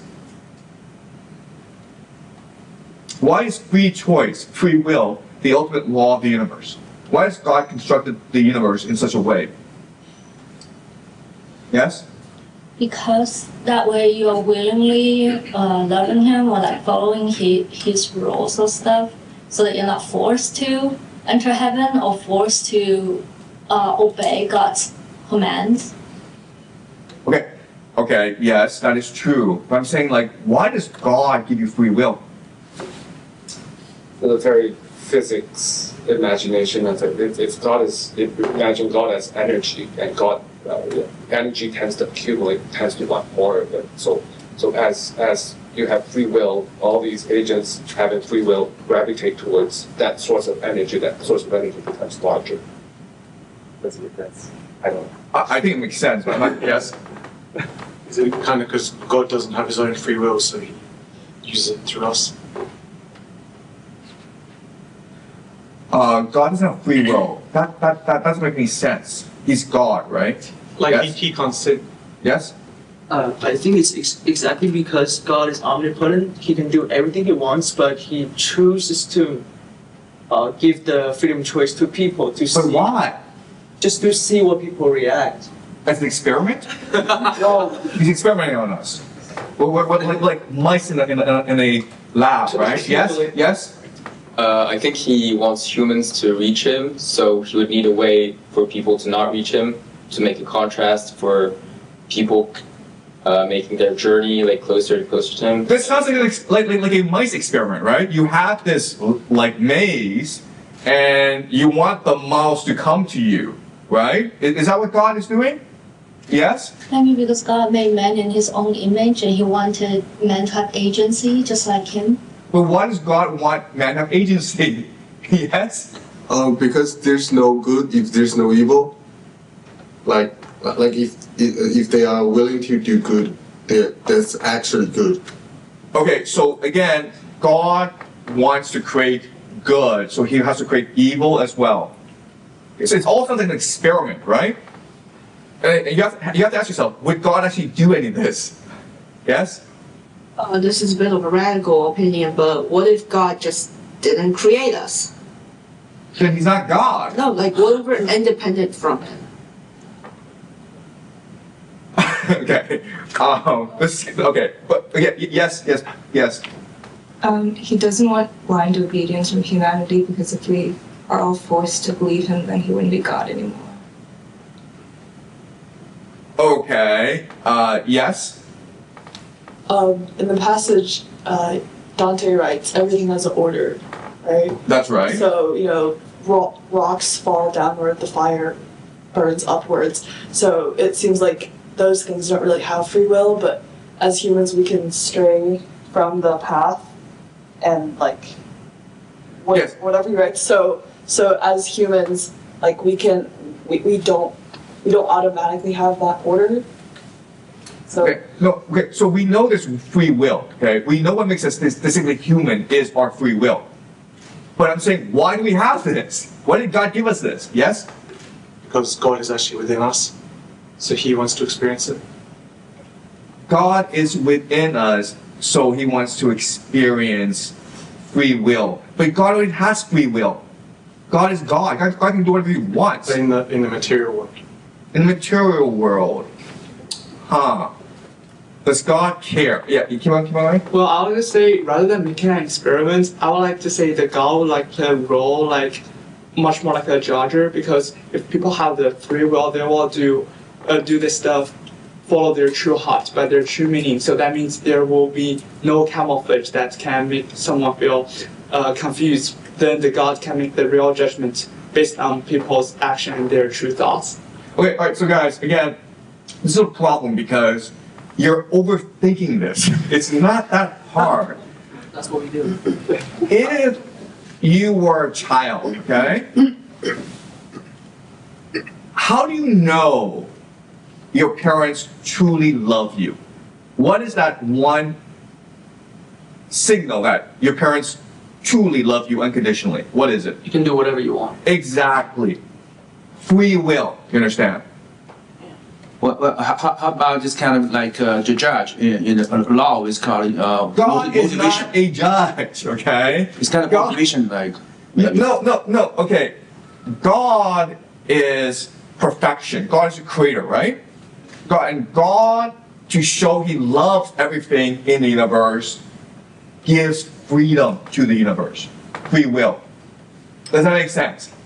Okay? And again, just think about your parents. Just think about how, if you're a parent, how you treat your child. How do you know your parents truly love you? Because your parents support you unconditionally. You understand? That's what God is. God loves you unconditionally. God would never, ever ask you to do anything. God will not ask you to do good. God will not ask you to do evil. Okay? God will not ask you to aspire to him. Free will is the ultimate law of the universe because that is how God expresses his love to you. God exists to love you. Does that make sense? I don't know, but I'm also a father, and I think my son, I can't just give them unconditional love, because if I think this conditional love is you don't take responsible for him. For example, if he's not my son, he can do everything what he wants. I don't care. But if he's my son, I have to tell him. Right? You're my son. You have to listen to mine. Okay? This is okay. I don't want to turn the debate. We're trying to read the Divine Comedy. We're trying to understand what Dante is saying here. Yes? I kind of hold the same opinion where it's like, yeah, I agree with the idea that if someone loves you, they will support you unconditionally. And if you want to do something, they will support that. But I don't think it's the same thing as free will, because the free will is saying, if I don't want to go to sleep, my parents just won't let me just let me stay up all night. And if I don't want to eat my vegetables, my parents let me eat candy. Like that doesn't seem like them showing that they love me. So like I don't think that free will necessarily is the same thing as, you know, being supportive no matter what. Yes, and there, but like you understand, there are rules to the universe, okay? For example, we don't have the power to like blow up the entire universe. Do you understand? There are limits to what we can do. God does set limits to us. Does that make sense? Okay. Yes. So maybe I want to pose a question at the very least. It seems like Eve ate the apple from the tree of the knowledge of good and evil, and prior to that, Adam and Eve didn't have knowledge of this good and evil, which perhaps would negate a bit of this free will without understanding the dichotomy. And so perhaps you could say either humans took for themselves this free will, or that they were deceived and they were forced upon them by the serpent or the devil or whoever you want to say, and were forced this free will. Does that seem to fit at all here? Okay. So, yes? But the fact that the tree existed in the garden in the first place already shows that God has given free will from the beginning. So he has like, you know, a recommendation. I recommend you not to eat this fruit, but if you want, it's there, you know, like, so from the very beginning there is free will. It's not like humans seek free will, got the fruit, and then got free will, but it's like, it's there. Yeah, so I mean, we'll get to the garden, okay? But there are like so many ways you can understand what happened, okay? But like, what Dante will say is that exactly that, which is if God didn't want us to, didn't want us the opportunity to exercise our free will, he would not have put the tree there in the first place, and he would not have said, "Hey, that tree, don't touch it." Okay? I mean, yeah. Did you have a comment? Yes. Oh well, this is a bit of a meta narrative, but what if God is perfection, God is everything good, God loves us, so no matter what God does to us, that's a form of his love. If he gives us free will, that's his love. If he doesn't, that's his love. If he did, then we can only assume that he loves us. Okay. All right. So let me clarify something. Okay. Dante is beyond time and space. You understand?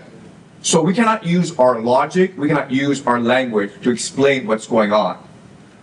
But Dante is trying to use our logic, our language, to explain to us what's going on. Okay? So this is not a literal explanation. Oh, God is this force that loves us. It's a metaphorical explanation that helps us understand our place in the universe. Does that make sense? If you want to really go into literal, then go study quantum mechanics, right? How the universe is entirely energy, vibrations, quantum fields.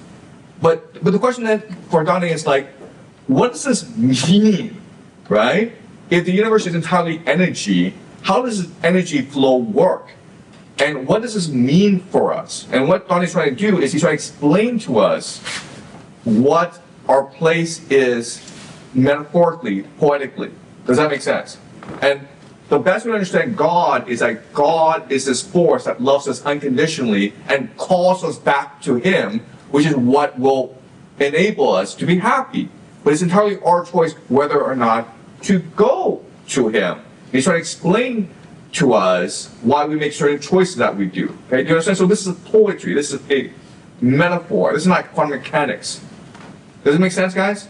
All right. Any more questions before we move on? Okay. So I'm trying to establish the major themes that we'll be exploring throughout the Divine Comedy, okay? All right, are we all clear? All right, let's move on to count 2, please.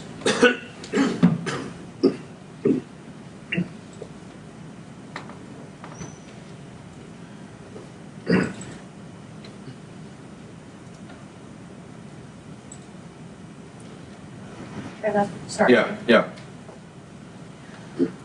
O you who are within your little bark, eager to listen, following behind my ship that, singing, crosses to deep seas, turn back to see your shores again. Do not attempt to sail the seas I sailed. You may, by losing sight of me, be left astray. Okay, so now he's talking directly to us, the reader, right? He's the poet. He's talking to us, the reader. Keep on going. The waves I take were never sailed before. Minerva breathes, Apollo pilots me, and the 9 muses show to me the bear. Okay, so again, he's invoking all possible inspirations to help him through this process, okay? And no one's ever been on this journey before. And quite honestly, no one else will ever go on this journey again. Okay, keep on going. You other few who turned your minds in time unto the bread of angels, which provides men here with life, but hungering for more, you may indeed commit your vessel to the deep salt sea, keeping your course within my wake, ahead of where waves smooth again. Those men of glory, those who crossed to Colchis, where they saw Jason turn into plowmen, were less amazed than you will be amazed. So again, he's referencing Greek mythology, Jason and the Argonauts, okay? Keep on going. The thirst that is innate and everlasting, thirst for the godly realm, bore us away as swiftly as the heavens that you see. Okay, so what he's saying is that our fundamental hunger, our fundamental need, our thirst, is to return to God. Okay, and he feels God is close to him, so he is moving really quickly towards him.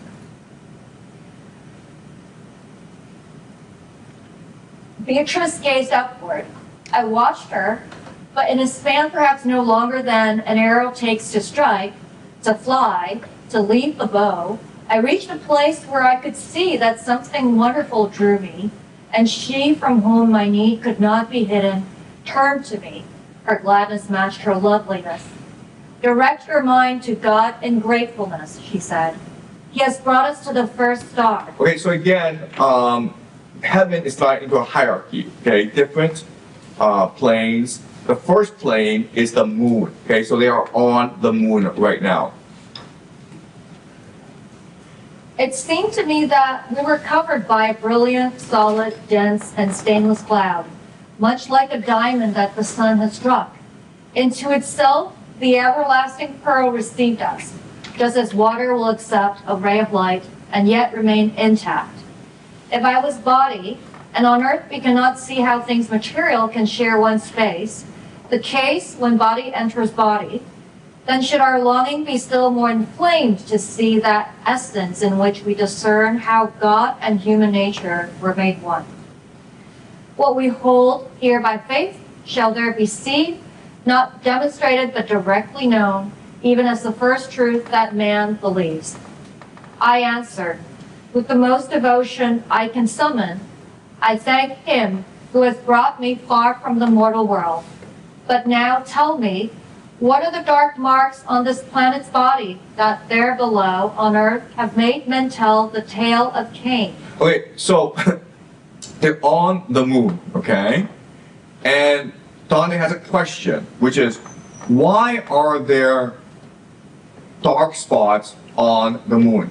Actually, Carol, could you, can we just like Google the moon? Sure. Yeah. So, you guys have looked at the moon, right? They're like dark spots on the moon, and like, you're like, what are they doing there, right? Like, you guys see the moon, right? Explain, does anyone know why there are dark spots on the moon? Because there's craters from meteoroids.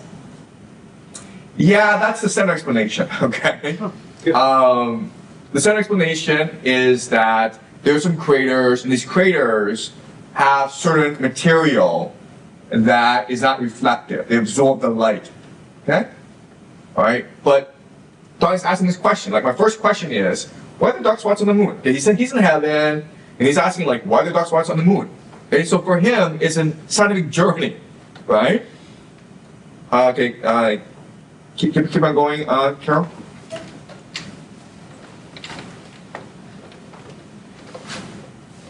She smiled somewhat, and then she said, if the opinion mortals hold falls into error, when the senses key cannot unlock the truth, you should not be struck by the arrows of amazement once you recognize that reason, even when supported by the senses, has short wings. Okay, so here she's saying, okay, reason, logic don't work in the universe.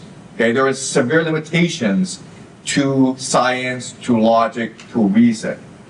All right, and so now we're forced to use our intuition and our imagination. Okay, if you truly believe in science, it's going to only carry you so far. Okay, keep on going. Sorry, I have a question. I think imaginations and intuitions and reason is all the on same level of transcendental cognitive faculties. Why is imagination or intuition is higher than reason? Okay, that's a good question, okay? All right, so let's figure this out. Reason and imagination are not the same thing, okay? Logic, intuition are not the same thing. Before I answer, does anyone want to try? What's the difference? Have you guys thought about this? What's the difference between reason and imagination? I don't know, I'm gonna try, but I might be very wrong. But I think that like logic is more like about rational, while imagination can be like very irrational. Like yeah, like it can, for example, different people have different. Yes. Yeah, I would say logic. It's the people in the past, like what their experience and summarize and put into a theory, or you can say logic is what people think when they're in a normal state of mind, and when they go crazy or when they just something happened to their brain and they're thinking something else, they can be more imaginative this way, probably. Yes. I think to an extent, logic and reason, they try to explain the material world, but when we go into the realm of intuition and imagination, we can go beyond the constraints of the material world and just like do whatever we want, and kind of like it's like the human nature. We want to experience things that are greater than this world that we live in. So that's why sometimes we are drawn to poetry, writing, things like that. Okay. Intuitively, I think the difference between intuition and logic is that logic is, it's like human beings have a multiplex of ways of thinking or, experiencing the universe. But logic is the conscious human effort involving language and other centralized method to experience the universe, whereas intuition is invoking the whole physical or mental capacity without even being conscious. Okay, all right, so this is hard, okay? But I need you guys to understand the difference between reason and imagination, okay? The central difference is this. When you reason, what you're really doing is dividing things into categories. Does that make sense?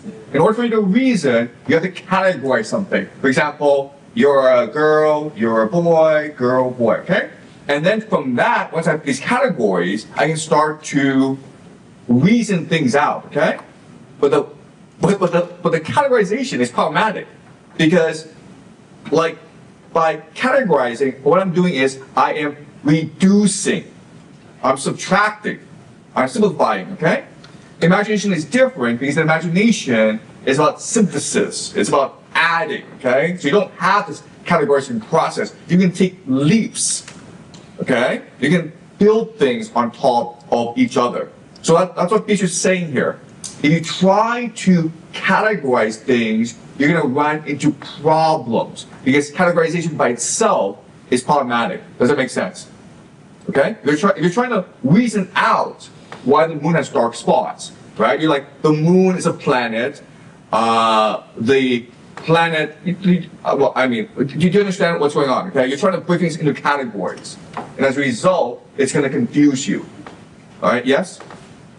is it also like if you use logic, you can come up with many answers to one question. Like if you have intuition or imagination, there is just one truth. Your gut feeling. Yeah, that's what Dante is going to say. Like, intuition is probably your best guide. Okay? Any more? Yes? Yeah, maybe saying just like, in ancient China, people just don't believe in logic. They just believe in, for example, like 恩情, or we can call love or something. So you have to show love to your mother, you have to show love to your master. You can't keep asking the question why I show love, what you can give me in return. But reason is different. You have to get something in return.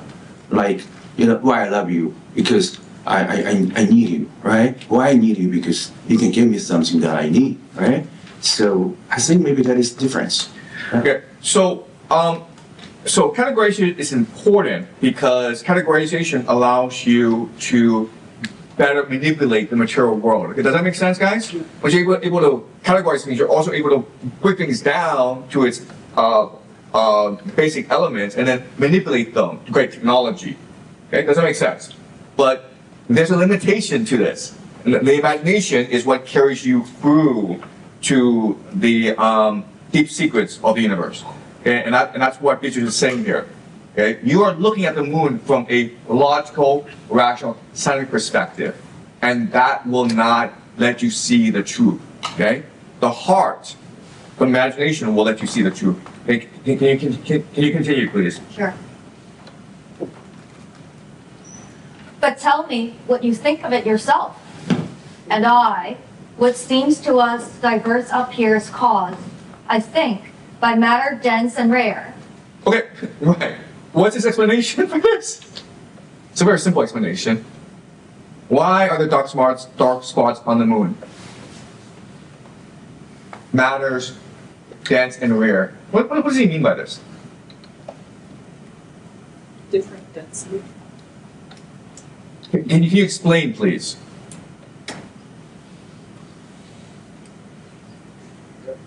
Like if you're just trying to figure this out logically, what's the most logical explanation for why there are dark spots on the moon? There are different materials, or craters, or asteroids. That's not the most logical explanation. What's the most logical explanation? Dirt has different colors. No. Guys, why are there dark spots on the moon? Why is it that some parts reflect and some parts don't reflect? Why? Yeah? It would be because it creates depth, and so the more far away, the darker. Same as a cave would be. Yeah. Right. Okay. So what we assume is that there's certain parts of the moon that are hollow. Does that make sense?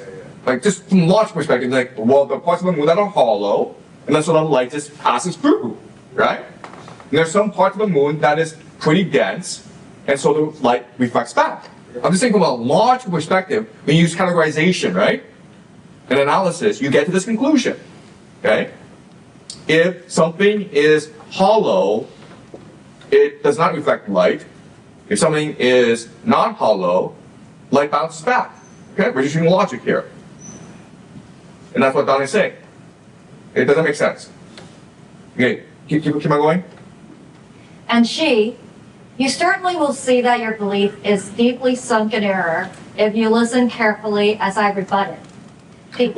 What is really interesting about the Divine Comedy is they're in heaven and they're having a scientific debate, okay? They're having an argument about the nature of science. Keep on going. The eighth sphere offers many lights to you, and you can tell that they, in quality and size, are stars with different visages. If rarity and density alone caused this, then all the stars would share one power distributed in lesser, greater, or an equal force.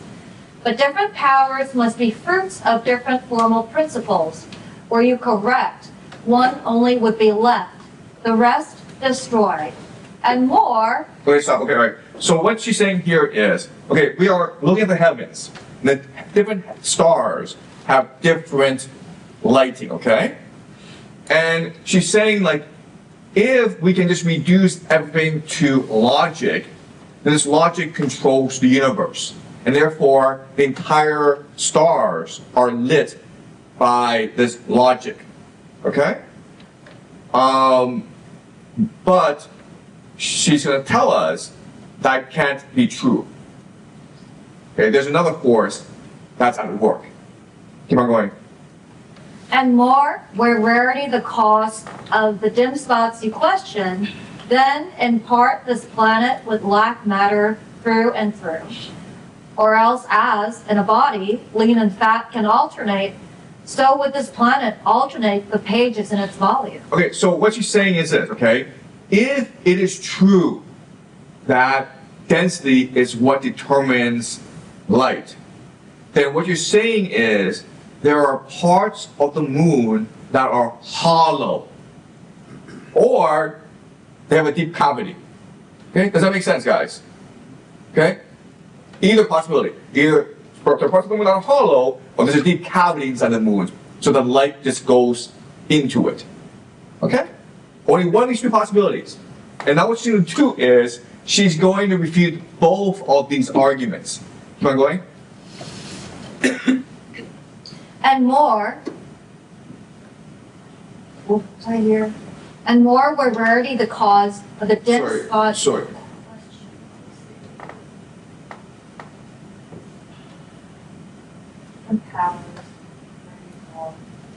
Anyway, I'll just repeat it. And more where rarity the cause of the dim spots of question, that in part this planet would lack matter through and through. Or else as, in a body, lean and fat can alternate, so would this planet alternate the pages in its volume. To validate the first case, in the sun's eclipse, the light would have to show through, just as when it crosses matter that is slender. This is not so, therefore we must consider the latter case. If I annul that too, then your opinion surely is confuted. Okay, so she's saying it is not possible for the moon to be hollow at any point. Why? It is not possible for the moon to be hollow at any point. Why? Because So the there's a stance. yes. So anyone? There's an eclipse. The eclipse, right? You guys understand the eclipse, right? So it's not possible for the moon to be hollow at any point. Otherwise, you wouldn't have a eclipse. Okay. Keep on going. If rarity does not run through and through the moon, then there must be a limit where thickness does not allow the light to pass. From there, the rays of sun would be thrown back, just as from glass that hides lead at its back, a ray of colored light returns, reflected. Now you will say that where a ray has been reflected from a section farther back, that ray will show itself to be more dim. Okay, so wait, that's the logical argument, right? Well, maybe the moon is not completely hollow, but there are parts that are so deep the light just is trapped. Okay. Keep on going.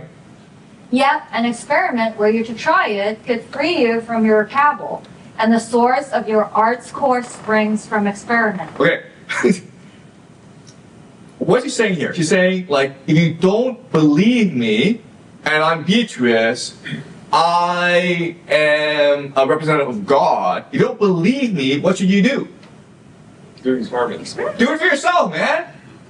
You understand? You don't have to believe me. I am not forcing you to believe anything. You have the power to know the truth for yourself. Okay? Do an experiment. Keep on going. Taking 3 mirrors, place a pair of them at equal distance from you. Set the third midway between those two, but farther back. Then, turning toward them, at your back, have placed a light that kindles those 3 mirrors and returns to you, reflected by them all. Although the image in the farthest glass will be of lesser size, there you will see that it must match the brightness of the rest. Okay, so you guys understand the experiment, okay? What I'm doing is, I am putting mirrors in front of me, okay? Maybe 10 feet away from me, and I'm putting a mirror 10,000 kilometers away. And I'm shining a light at both, okay? Would the brightness differ between these 2 mirrors? Yes or no? No, it's the same brightness, okay? That 10,000 kilometer mirror might be like, you can't actually see it, but if you actually go there, it would just be as bright. Okay? And this experiment you can actually do at home. You don't have to believe me, you can just go home and try this experiment. No matter how far it is from you, it will still be as bright. Okay? Does that make sense? Right? So it's not possible for the cavity theory to be true as well. So through logic, for reason, she's able to refute your logic and reason as well. Okay? So this is a science debate. Keep on going. Now, just as the submatter of the snow, beneath the blows of the warm rays, is stripped of both its former color and its cold, so is your mind left bare of error. I would offer now to you a new form, light so living that it trembles in your sight. Why is Beatrice wasting everyone's time? Why is she doing this? Why does tell Dante, you're a moron, and here's the truth? Why is she engaging in this dialogue, this Socratic dialogue? What's the point of this? Yes? So, I'm thinking that Dante hasn't fully convinced himself that he is in heaven yet. So his imagination is not solidified there. So if he unconvinces himself that he's in heaven, then he will just fall away and he will wake up and he will be back on earth. So Beatrice is trying to prevent that by convincing him and by solidifying his imagination in heaven. Do you think this conversation actually took place? Okay, so why is this conversation happening? I think this is Dante, the poet, actually structuring it in such a way to demonstrate the difference between what we mentioned earlier, knowledge and imagination. Okay. Yes? I think it's just for the reader so the reader can like reason it out through like Dante's experience in heaven. So like as a reader, we use logic to understand Dante. Okay, but I'm saying like, why go through this very long process? Why don't you just tell us what's going on? Yes? Well, I think it's just kind of we can call it emotional things, or, the point, they don't just always think logically. They sometimes think just initiatively. It means we can call original thinking. It's like Elon Musk said, original thinking is not the one, but the zero. So let me ask you this question. It's a really weird question, okay? And we'll end the first session with this question, okay? The question is this. Dante wrote this in 1321. Could he possibly imagine that in the year 2026, that we would be in Beijing on this day? It's a multicultural, multilingual group, and that we would be discussing his Divine Comedy, trying to figure out his intention. Could he imagine this in the year 1321? What do you think? It's pretty amazing, right? Like he wrote this in the year 1321. He didn't even know where China was. That then never experienced the world.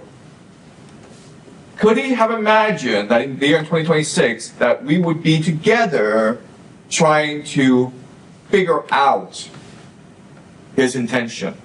Could he have imagined that? Who says yes? Someone say yes. Just for fun. Yes. I think it's yes. Why? I think yes, because just like Shakespeare, he says that maybe the things that we can be forgotten, but words will be remembered forever. So every writer wants their own work can become masterpiece, including Dante, I suppose. Yeah. Yes? I guess if what he writes is close to the truth and close to what is true, it will withstand the test of time, right? And so it's standing either 50 years from now, 1,000 years from now, 2,000 years from now. Yeah. Okay. Good. Right? Anyone else? Like, could he have known that one day we'd be reading this and discussing this in Beijing in 2026? I don't know, like maybe in heaven. Sorry.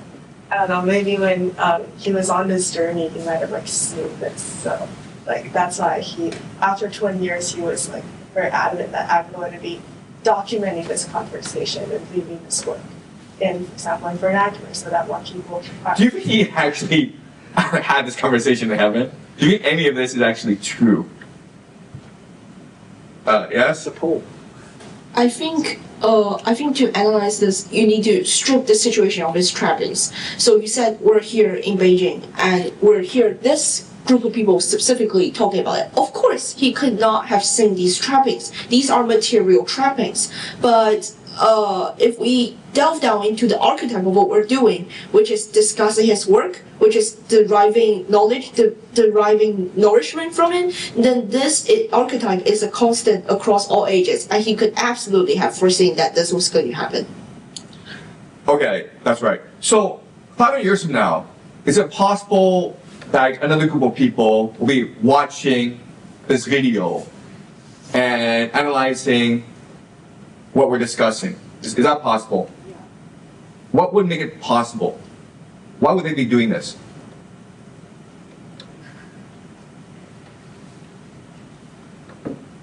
Well, they'll be reading Dante. They'll be reading Dante. I'm not sure if they'll be watching the video. They'll be reading Dante. But how can you be sure they'll be reading Dante?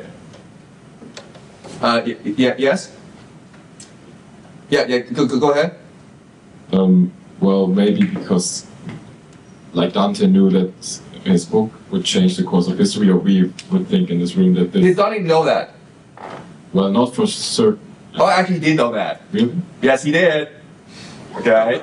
He did know that when he wrote this.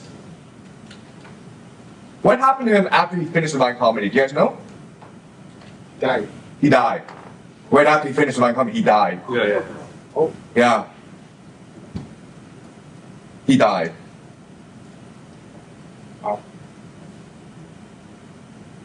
Yes?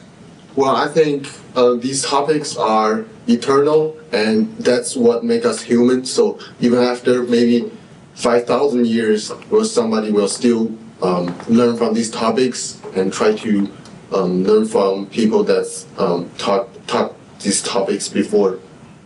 Okay. Yes?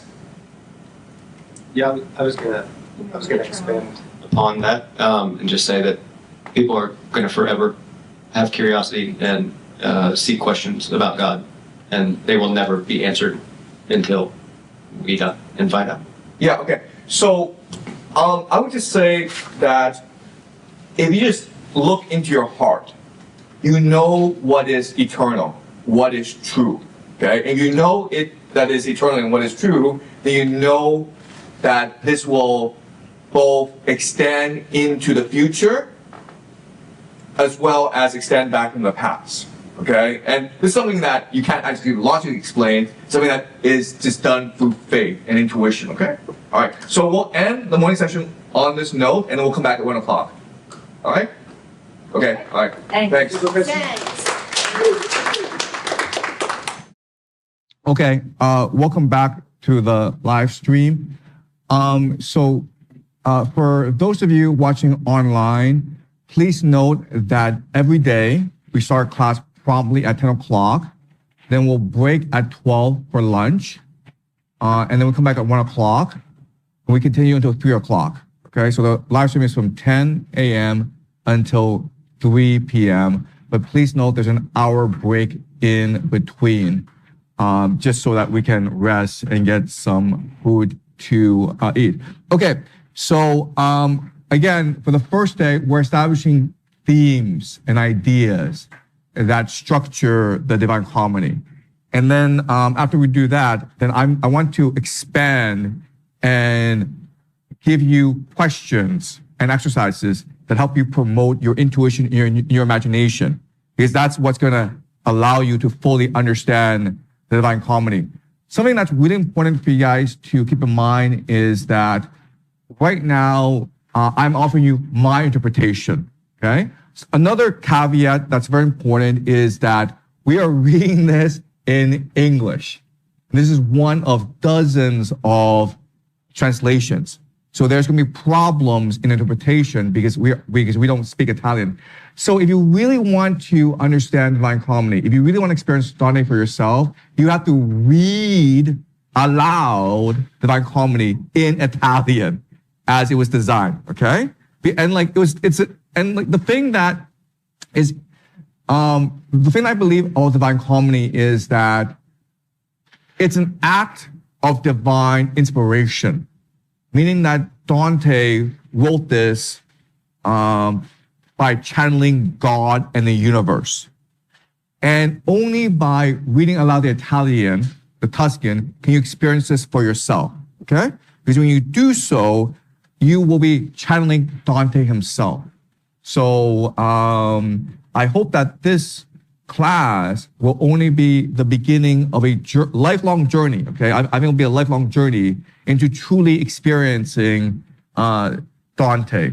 Another thing that I do in this class, which may be a bit weird, is I treat the divine harmony as perfection, meaning that every word, every idea is perfect. And if we don't understand it, it's because of the limitations of our own intuition and imagination. Okay, does that make sense? Okay, so if we're a bit confused, it's not his fault, it's our fault. I work under this assumption. All right, okay, so let's continue from, Can you read, Carol? And thanks so much for reading, by the way. Thank you.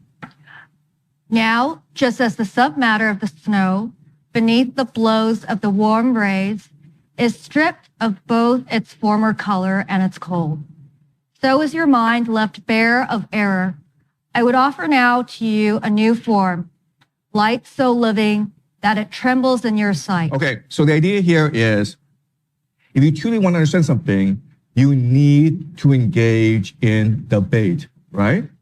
Because this is the year 1321, and the idea is just obey the Catholic Church, just obey your priest, and you'll understand. And what Dante is saying, no, you have to engage in open debate, Socratic debate, if you truly want to understand. So as a teacher, you have to allow your students to make errors, okay? All right, keep on going. Within the heaven of the godly peace revolves a body in whose power lies the being of all things that it enfolds. Okay, all right, so this is really interesting, and I want to think about this. So, the metaphor that's being used is body, right? The universe is a body, okay? So, as an exercise, I want to think about what other metaphors we could use to describe the universe, right? The metaphor that's being used here is body. But I want to explore other possibilities. What are some other possibilities for how to describe the universe? Anyone? Yes? A big ball. A big ball. Okay. A big ball. All right, that's interesting. What else? Yes?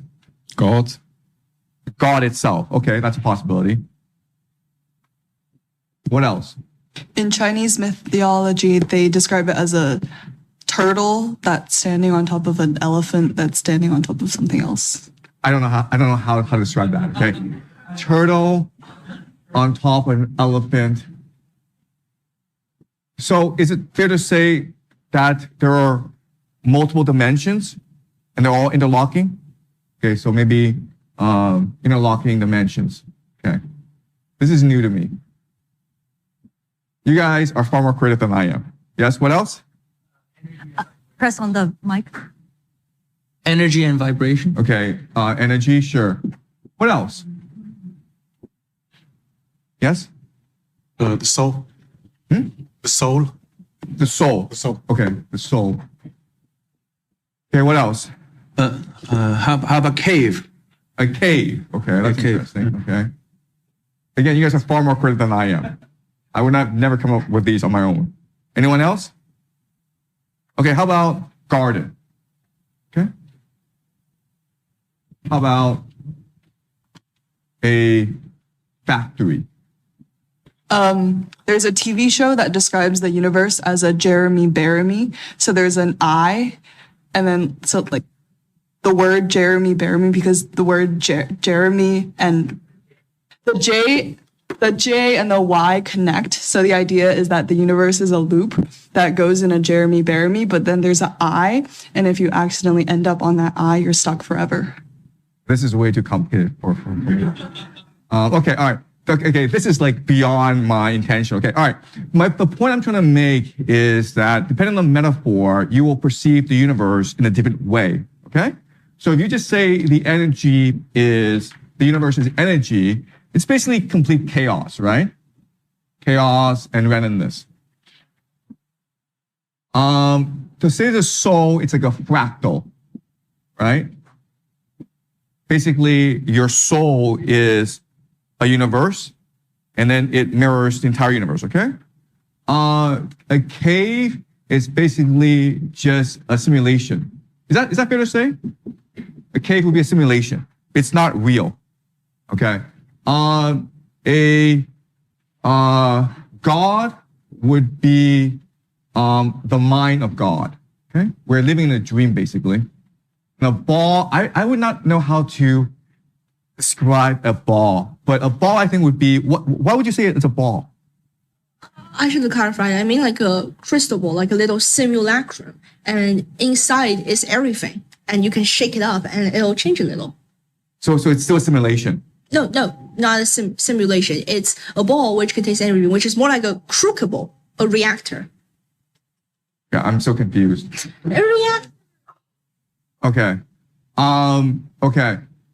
So a garden is something like God as the gardener, right? Does that make sense? We're all just a flower in the garden. God's always taking care of us, right? Nurturing us, cultivating us. A factory is like a machine where there are certain laws to the universe and we're governed by these laws, okay?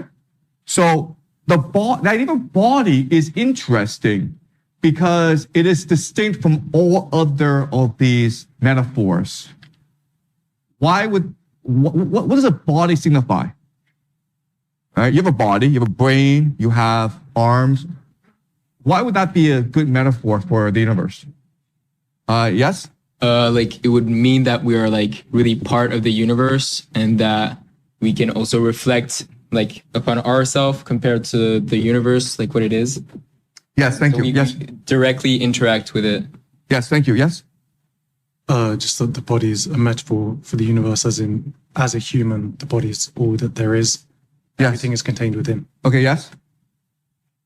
In a body, there are organs and they all have a purpose and they all work together. So everything is connected. So there's two things. One is everything is connected. Two is everything has a role. Good, yes. A body can like receive ideas and then enact them. The brain, right? Yeah, basically. And so what's a brain? Ideas or the mind. Okay. Anyone else? Yes. Maybe at the back? Maybe the body of Christ or something, each has a role, or like the head will be leadership, and then the other parts, hands and feet, are like the actions. Yes. A body can die. Yeah, a body can die. Yeah, okay. Yeah, all right. Yes? Maybe the cells, because body has cells, right? Yeah, many more. interconnectedness. Stars. Yes, okay. Stars is like Right, cells. yeah? I guess it's interesting that if humans are the image of God, and then he's taken this metaphor as the universe, and he's creating a metaphor as the image of humans as well. Right, yes. Right, so the universe is a human as well, yes. Anyone else? Okay, so some key ideas that we want to remember that we can construe from the using body as a metaphor for the universe is, first of all, interconnectedness, right? Everything is interconnected together. The role, meaning every part of the body is important, right? If you lose a finger, if you lose a cell, it's going to cause problems for you. The last is, and this is really important, is the idea of intentionality. Intentionality. A body cannot be random, right? Energy can be random, but a body, there has to be some intentionality, a design to it. The body has a purpose. It has direction, right? It's not just random chaos. So that's the idea inherent in the body metaphor. Okay? All right, let's continue. Sphere that follows? Yeah. The sphere that follows, where so much is shown, to varied essences bestows that being, to stars distinct and yet contained in it. The other spheres, in ways diverse, direct the diverse powers they possess, so that these forces can bear fruit, attain their aims. So these organs of the universe proceed, as you now see, from stage to stage, receiving from above and acting downward. Okay, so all these different spheres that we see in the heavens, they're like organs in a body, right? And what's really important to understand is that each organ has its own distinct role and purpose. If you lose an organ, that's a problem, okay? So there's an intentionality, and each sphere has a certain purpose, and it's all to a design, okay? Keep on going. And by the way, we'll be visiting these spheres one by one, okay? Keep on going. So do these organs of the universe proceed, as you now see, from stage to stage, receiving from above and acting downward. Now do attend to how I pass by, way of reason, to the truth you want, that then you may learn how to cross the ford alone. To cross the ford alone means to learn so that you can be fully independent, right? You are in this class in order to be able to read Divine Comedy by yourself one day. All right, keep on going. The force and motion of the holy spheres must be inspired by the blessed movers, just as the smith imparts the hammer's art. And so, from the deep mind that makes it wheel, the sphere that many lights adorn receives that stamp of which it then becomes the seal. So God is the brain, and all the spheres are different organs. Okay, keep on going. And as the soul within your dust is shared by different organs, each most suited to a different potency, so does that mind unfold and multiply its bounty through the varied heavens, though that intellect itself revolves upon its unity. Okay. With the dear body that it quickens and with which, as life in you, it too is bound, each different powers forms a different compound. Because of the glad nature of its source, the power mingled with the sphere shines forth, as gladness through the living pupil shines. From this, and not from matter rare or dense, derive the differences from light to light. This is the forming principle, producing, conforming with its worth, the dark, the bright. Okay, all right, so do you guys understand the point here? I know that in school you study evolution, you study physics, and you believe that the universe is emergent, meaning there are some basic principles, and then from this will emerge other things, okay? And what Dante is saying is that's just a wrong way to understand the universe. There is intentionality, there is interconnectedness, and the reason why the moon shines differently from other spheres is that God manifests differently in different places. Okay, and it's all to a certain design and intention.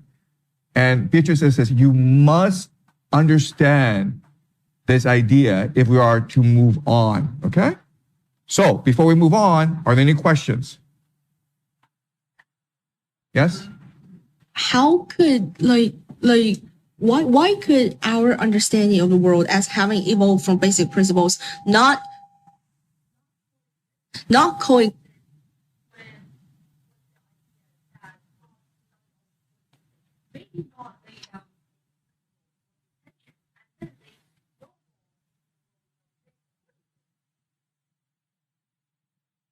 Is there any answer to this? Does anyone want to respond to this idea?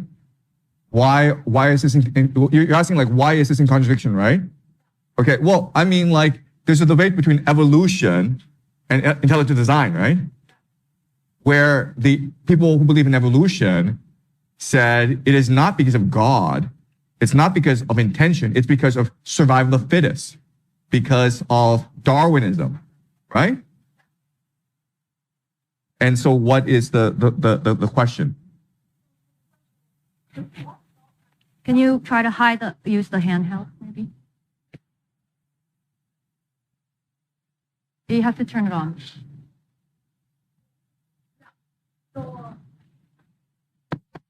Yeah, so like, why could God not have designed Darwinism? God designed Darwinism and allow Darwinism to take its course because that's what God wants. Okay, so this is a different conception of God, okay? So you can say that God is an architect who designed the rules of the universe and no longer cares. Does that make sense? Because he's already designed the game and we just play the game and he doesn't really care what happens. What Dante is saying is like, no, God is still with us. And God shows his approval by shining his light in us. Does that make sense? All right. Okay. Do you understand this idea? It's the difference between a game developer and a game master who plays his own game. It's a rough metaphor, yes, but yeah, the idea is that in evolution, what they're saying is that the universe is independent of God. Does that make sense? Yeah. Okay. God doesn't interfere in the universe. What Beatrice is saying to Dante is like, no, God is always present. We know because the spheres shine differently. Okay? All right. Any more questions before we move on? It's really important you guys make sure you understand. Otherwise, you usually get more and more confused as we go along. Yes? So you mean the God is just like, the sun, or we're just like a mirror? So the God just shine upon all of us and we can reflect to God back? Right. So the metaphor that Beatrice uses is the body, right? So God is the brain. Okay. So we're always interfacing with God. All right. Okay. All right. Let's continue to Canto 3, please. That sun, which first had warmed my breast with love, had now revealed to me, confuting, proving the gentle face of truth, its loveliness. And I... Sorry, what is the sun? Apollo, but what else? God, and what else? Inspiration. Okay, God, Apollo, and what else? Who's he talking to? Beatrice. Beatrice, right? So how can we reconcile this? This is a paradox. Who's he talking to? God or Apollo or Beatrice? This is a paradox. So how can we reconcile this? Yeah? So I'm gonna borrow from William. I'm gonna borrow from William Blake here. So William Blake has his gods, and he also has the gods' emanations. You can consider emanations as representatives of the god. So Beatrice here is on behalf of Apollo, on behalf of God, in a more concrete form, in order to show Dante. Exactly. Okay. Does that make sense to you guys? Okay. Well, ultimately, the secret is that God is love. Okay. And love can take different manifestations. We can use different ways to describe this love. It can manifest itself as Apollo. It can manifest itself as Beatrice. But it's really the same force. Okay? All right. Okay, let's keep on going. And I, in order to declare myself corrected and convinced, lifted my head as high as my confessional required. But a new vision showed itself to me. The grip in which it held me was so fast that I did not remember to confess.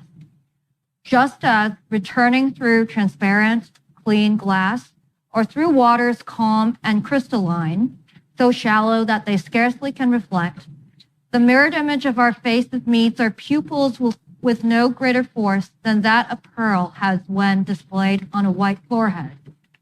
So faint, the many faces I saw keen to speak, thus, my mistake was contrary to that which led the man to love the fountain. As soon as I had noticed them, thinking that what I saw were merely mirroring, I turned around to see who they might be, and I saw nothing. And I let my sight turn back to meet the light of my dear guide, who, as she smiled, glowed in her holy eyes. There's no need to wonder if I smile, she said, because you reason like a child. Your steps do not yet rest upon the truth. Your mind misguides you into emptiness. What you are seeing are true substances, placed here because their vows were not fulfilled. Okay, so Dante is in the spheres, and he sees people, and he's completely confused by this, because why is this happening, right? Why is everyone not with God? Why are people separated from God, okay? And Beatrice is saying, it's trying to explain to him. Keep on going.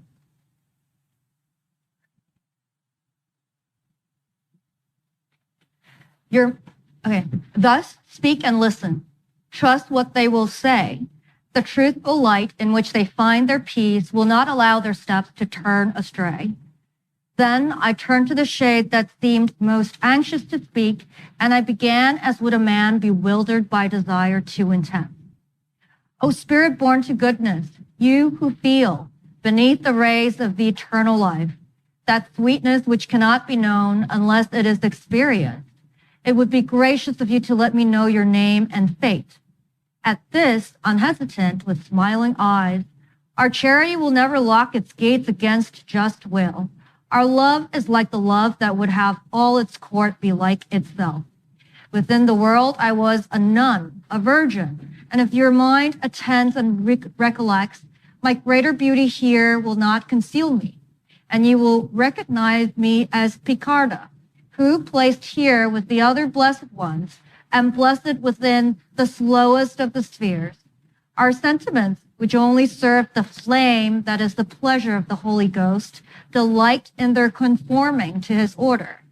And we are to be found within a sphere this low because we have neglected vows, so that in some respect we were deficient. Okay, so this is really interesting, okay?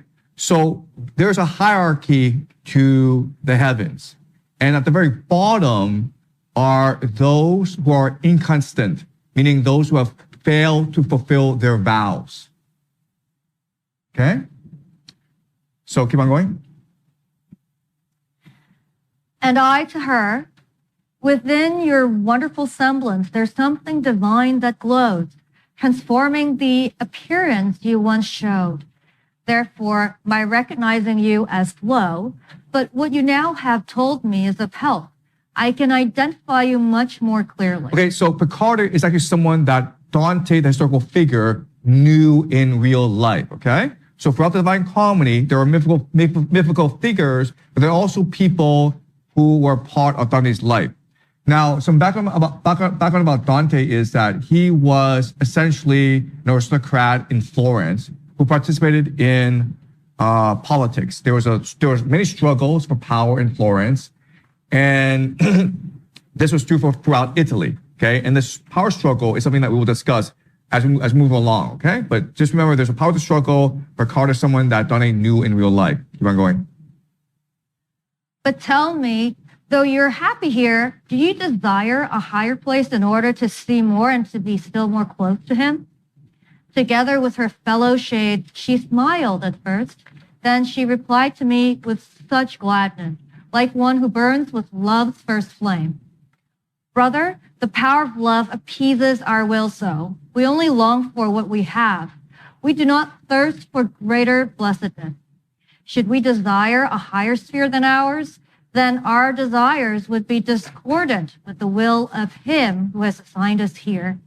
But you'll see no such discord in these spheres. To live in love is here necessity, if you think on love's nature carefully. The essence of this blessed life consists in keeping to the boundaries of God's will, through which our wills become one single will. So that as we are ranged from step to step throughout this kingdom, all this kingdom wills that which will please the king whose will is rule. And in his will there is our peace, that sea to which all beings move.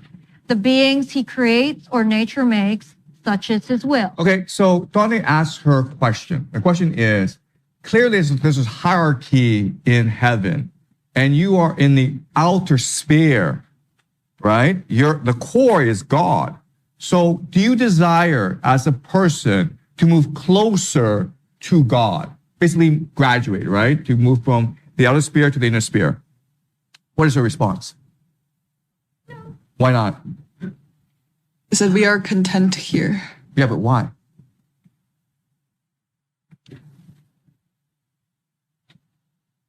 Yes? She is content because she has to be absolutely obedient to God. And God says that she has to be content here. So she has to be content. If she is not content, then she would not even be worthy of this first sphere. Okay, yeah, does that make sense, guys? Okay, that's exactly what she says. But what's a paradox here? What's a paradox here?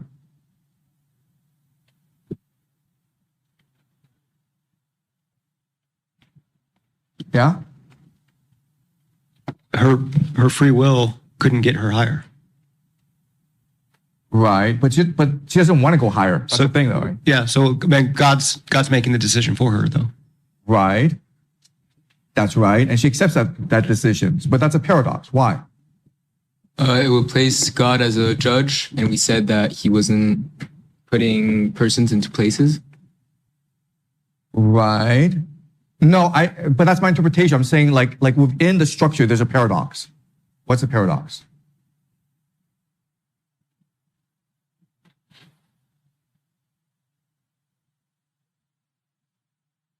There's a logical contradiction here.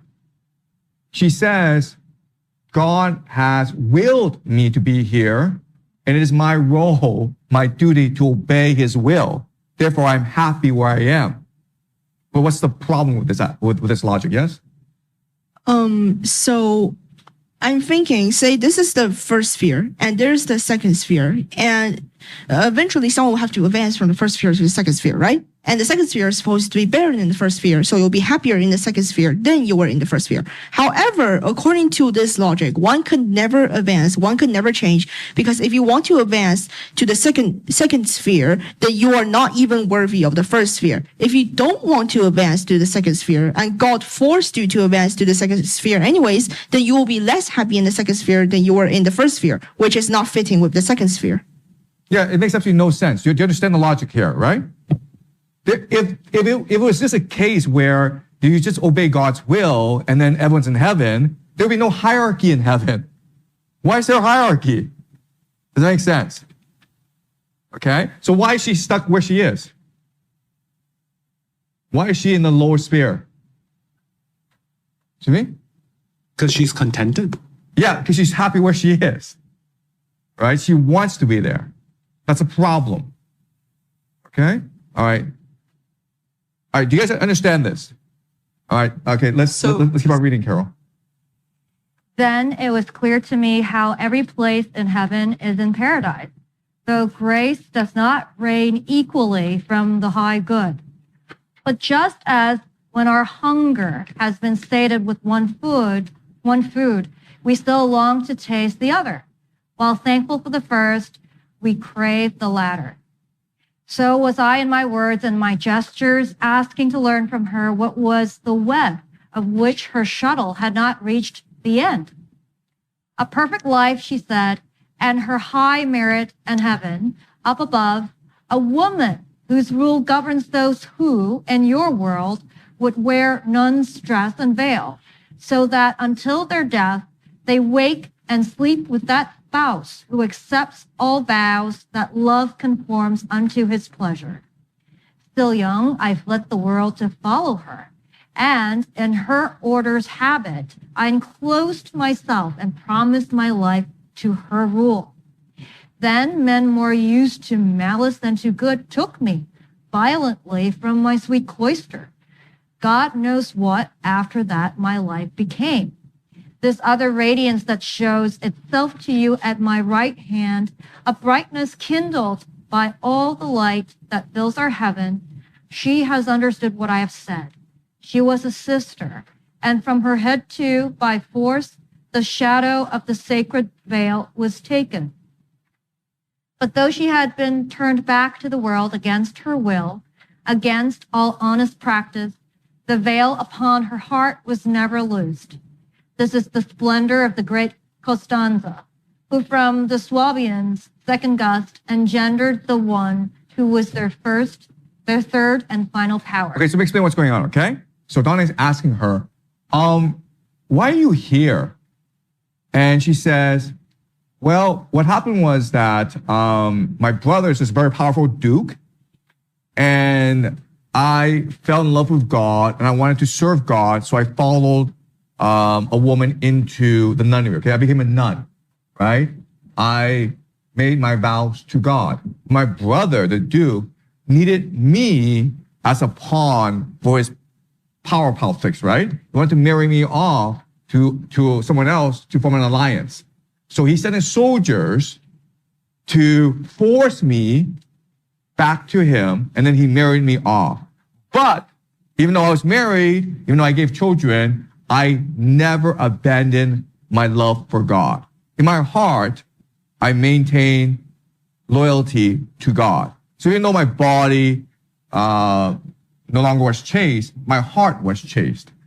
Okay? And it's not just me, but my friend here, same situation where she was also a nun, and she was also stolen to be married off by her brother. Okay? And so it seems as though they've done nothing wrong. Yet at the same time, they are in the lowest sphere, okay? Which basically tells us God doesn't really approve of their actions. This is a paradox, right? They did everything right. They did nothing wrong. They were forced to get married. What did they do wrong? They didn't. Nothing, right? They didn't have ambition. They didn't try to exercise their free will. Wait. How could they exercise their free will? By refusing. Yeah, but there are soldiers with swords dragging her away.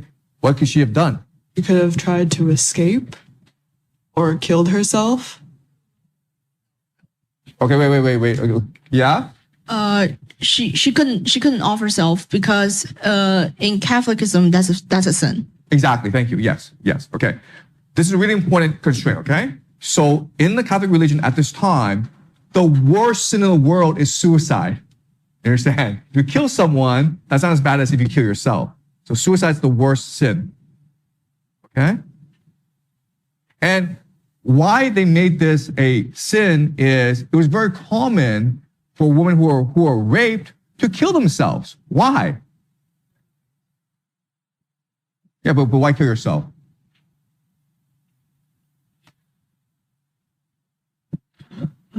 No one will want to marry them. Right, but they were Christians, you understand? They were Christians. So they thought, if I kill myself, I can just go with Jesus. And that's why the church hasn't said, no, you can't kill yourself anymore. Okay? In fact, Augustine wrote an entire essay on this, saying, the worst sin is suicide. Much worse than rape. Because, look, at the end of the day, they're just ripping your body. They can't touch your soul, right? So what matters is your soul. Your body doesn't matter. Your body belongs to this earth, which is nothing, but your soul belongs to God, which is everything, okay? So don't worry if you get raped. Don't worry if you get married. It doesn't matter. What matters is your faith. So why is she in the lowest sphere? She did everything right. What's wrong with this? Yeah? Maybe God think that the body or the soul is just what I give to you, but if you just deny it, it means that you deny me. So maybe you need to be tortured. Okay, let's elaborate on your idea here. Okay, I think you can't kill yourself, right? So what do? So you should run away. But they'll just catch you, right? Because your brother has an fight army. back, like a Disney princess. Like you fight back. You fight back. Yes. Yes? Well, actually, I was going to say that. What about if she used the free will and she does fight back and dies honorably? And then it's not really suicide. It's still suicide.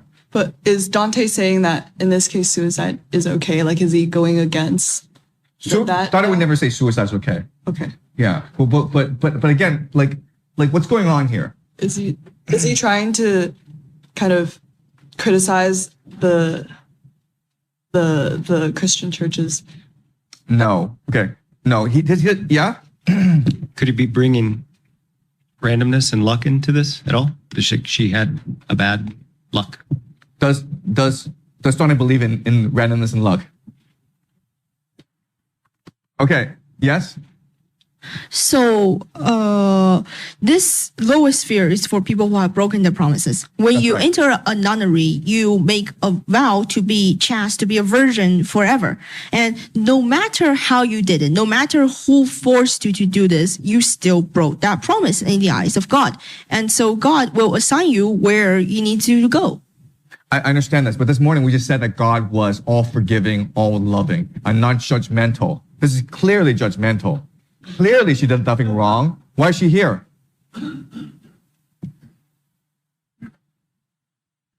What's going on here, guys? Yeah? Forgive herself, so she confined herself to that sphere. Yeah, well, that is true. She did say that. I belong here, and I'm happy here. Right? But the question is, like, how did she end up here? That's a question, right? What did she do wrong? She clearly did something wrong. What was it? Okay. So I'm going to write down a phrase, okay? And you guys have all heard this phrase before, but you tell me what it means. Where there is a will, There is a way. there is a way. What does it mean? Like how Rapunzel was stuck in the tower, she escaped. So if she had a will, if she had a will to escape, she could have escaped. And even if she died, she would have died honorably in trying to exercise her free will. Okay, anyone else? I don't understand how this works. Where there's a will, there is a way. What does this mean? Okay, yeah, you really want to escape and you escape, but how does that work? Yeah? Well, you like manifest a way, or like you imagine a way in your mind out of it, and then in some way the universe will give you a way to get there. Exactly. Okay. Could you repeat that? This is exactly it, okay? Okay. Make sure everyone understands this idea. Say it again. Well, if you like can imagine the world that you want, then the universe will be able to showcase a way for you, and then you will be able to walk it. Okay, does that make sense to you guys? Okay, let me explain the process. First of all is the will. You really, really want it. Okay? When that happens is you don't know how an idea will come into your mind. You will imagine a way. And then what will happen is that this manifestation, this imagination, the universe will respond and shape reality in a way that allows you to manifest your will. Does that make sense, guys? Okay? So the problem is that she did not want it enough. You understand? It isn't that she broke her will, it's just she was not faithful enough. If you really want to escape, then an idea would have come into your mind to show you the way. And then you just go do it, and the universe bends reality in a way that allows you to escape.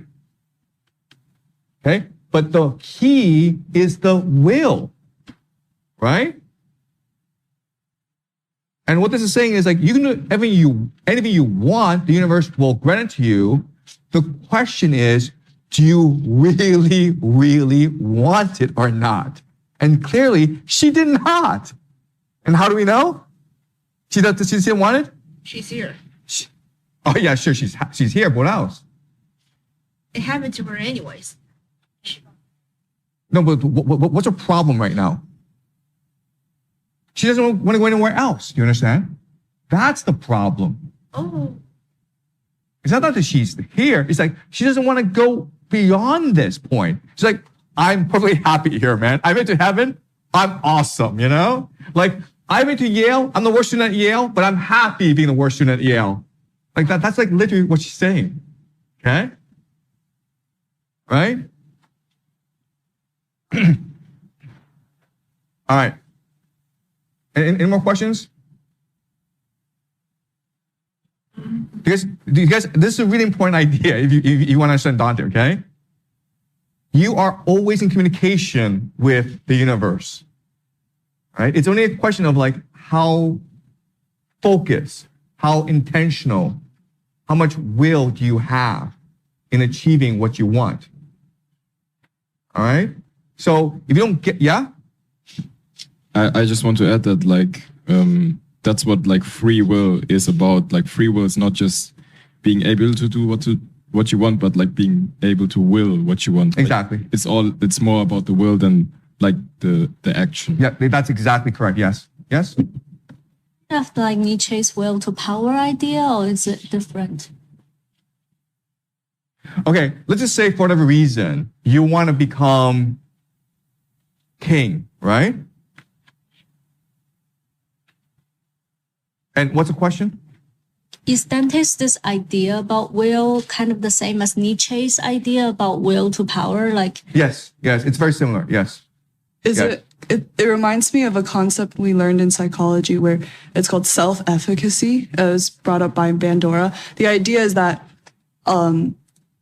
like, the number one reason why you're able to accomplish something is you believing in yourself that you can accomplish that thing. Exactly. Right. And it's the word the popular phrase is manifestation. You understand? You manifest it. Okay, meaning you imagine it, but you're able to imagine it because you will it into being, right? Which is Nietzsche's point, okay? And I mean, like, it's really important to understand that what they're all saying is that there's really no good and evil in the universe. There's just will, okay? And so it's entirely your choice how to live it. And I know this sounds a bit weird, but we'll try to unpack it as we go along, okay? This idea here, okay? You also had a comment or a question? Yeah, I just wanted to clarify, did she like not want to escape bad enough, or did she not want to ascend to the next sphere bad enough? Okay, all right, so let's go deeper into this, okay? You're Picarda, okay? You're in a convent, you're happy in the convent. Soldiers come to you, okay? Let's try to imagine her state of mind. What is she thinking? What are some of the emotions going through her mind? What is she thinking right now? She's in the convent. There's like an army like outside the convent demanding that she go with them, right? And they're like mean. They have like swords. They're really mean people. And like quite honestly, they could come and kill everyone in the convent, right? What is she thinking right now? What's her thought process? I feel like she's really in despair because obviously as like one woman she cannot face off this group of people. Fear and despair, right? Yeah, and then maybe like she will pray to God because like hopefully God will save her, but maybe it wasn't like strong enough. And what will God say? Yeah, sorry. And what will God say to this? You're afraid, you're in despair. You pray to God, please save me, please save me, please save me. So what's wrong with that? Yeah? Well, I just wanted to say that God just needs your trust. So if you trust God and you love God enough, then you wouldn't fear death and you wouldn't be afraid of the soldiers. Yeah, that's the problem. The fear is a problem. You understand? The fact that you fear means you don't really truly believe in God. It tells God you don't really want to be saved, okay? It's that fear. You understand? Okay? So that's why she's stuck where she is. Because she's afraid. It's not like she's happy, but she's afraid of the unknown. She's afraid of that leap of faith that you have to put into God. That's her limitation. Yeah? Can I ask a follow-up question? So is it still possible for her to change in heaven, like maybe develop like a will to advance? Or of course it is. What's the problem? Oh, so at first I thought like what she did as a human like defined like where she will go in like heaven and no, it doesn't. Oh, okay. Yeah. But what's the problem with her? Like she doesn't want to advance? Exactly. Do you understand? Okay. Okay. And why doesn't she want to? What's the reason why she doesn't Maybe want to she's change? like content or like. No, it's not because she's content. It's because. But why doesn't she have a will? She's afraid. You understand? It's the fear. You understand? Oh, okay, okay. Right? It's a fear. And the So it's fear. like that she's scared that like she cannot advance or. Yeah, she's afraid of disappointment. She's afraid of failure. Oh, okay, okay. Right? So she's stuck saying, okay, well, God just wants me here. So I'm just gonna stay here. Yeah, it's a okay. pretext. It's a rationale. So it's like comforting yourself when you got like a bad grade or something, right? It's a very human reaction. Okay. We do this all the time, right? Yeah, yeah. We say we're happy, being the worst student at Yale, but you're not, okay? Okay, yeah, I Yeah. get it. Thank you. All right. Any more questions or comments? Yeah. Oh yeah. So I just want to know the difference between worship and belief. For example, I believe in God, but it doesn't mean that I worship God, because I think worship is a much higher belief than. Does God care if you worship Him or not? Does God care if you worship Him or not? Does God care if you're a Christian or not? And also, like, it doesn't matter. Do you understand? What matters are your actions, right? What matters is it's your actions that define who you are, right? If you are Picarda and you're like, okay, let's use your imagination. There's an army surrounding the convent, okay? The army says, you come out now or come in and we'll kill everyone in the convent, okay? And Picarda is fearless. And she has total faith in God. What could she have done to get herself out of the situation? Guys, use your imagination. What could she have done? Imagine yourself as Picarda.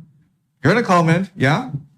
Maybe like I wouldn't actually do it, but I will probably pretend to suicide or whatever. Like if you guys dare to come in, I'll just kill myself. Yeah. Do you understand this? You just stand on top of the roof and says, okay, guys, you come in the door, I'll jump down.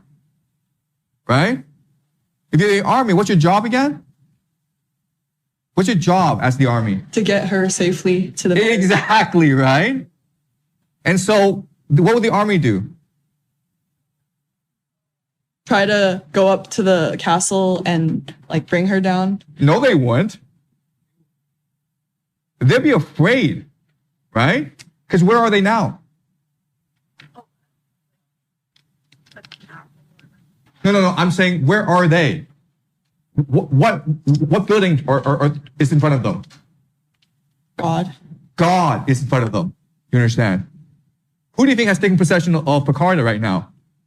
If you see a woman, okay, who's like a princess, and she's standing on top of a roof and says, "Hey guys, you come in, I'll jump down." Who do you think you're fighting now? God. You're fighting God now, okay? And so they're gonna run away, right? They go back to the Duke and says, "Hey man, your sister's crazy." What's the Duke gonna do? Marry another woman. Well, he'll probably come himself, okay? And now he's outside the nunnery, and she's doing the same thing again, right? You come in and I'm jump down the roof. What's he gonna do? Try to persuade her, but fail. Maybe. And then what's he gonna do? Then go away. He has to go home now. You understand? It's like, you can't deal with this crap, right? But you see what's happened. Just the will. Like, yeah? Like this is actually a question directed at something you said earlier. So you said earlier that your actions define where you are on this celestial ladder. However, spoilers, but like in purgatory are the good pagans. So the good pagans who did not believe in God but did good deeds. So if your deeds define who you are, then why are the good pagans stuck there? Okay, we have not read completely the Divine Comedy. What you'll find is that even though Catholic Church says that your Christian identity determines if you go to heaven or hell, Dante doesn't believe this. Okay? Right? Does that make sense? Yeah. As we keep on reading, you'll find that there are pagans who are in heaven, Okay. So they're just not good enough. Yeah. All right. Yeah. About the imaginative situation that when she says that she's gonna like fall off the castle. What if the soldiers just think that she's lying, and then or if she says that but she doesn't really believe it, would they still like come and get her, or would they be convinced by her? Well, imagine if you were a soldier, what would you be thinking?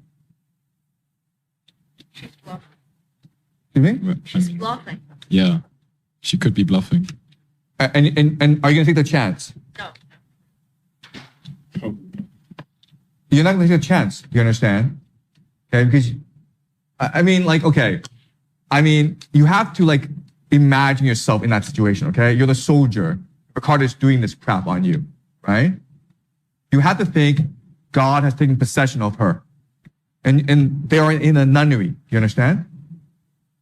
Okay, so the human reaction would be like, I need to get out of here, man. This is not a good situation for me, right? Because if I go back and I tell the Duke, your sister's crazy and she won't come home, what will the Duke do? Off with your head. Well, I think it's the problem with the livelihoods because maybe they're paid by the Duke, and then like if they aren't paid, that they wouldn't be able to feed like their families back home. I think. Okay, well, imagine two situations. The first situation is you go back to the Duke and says your sister's crazy, and we have to like come back. Second situation is like we thought your sister was bluffing, so we stormed the nunnery and she jumped off the roof. Now she's dead. Yeah, the first one's better. The first one is probably better for you, okay? It's a lot better for you, right?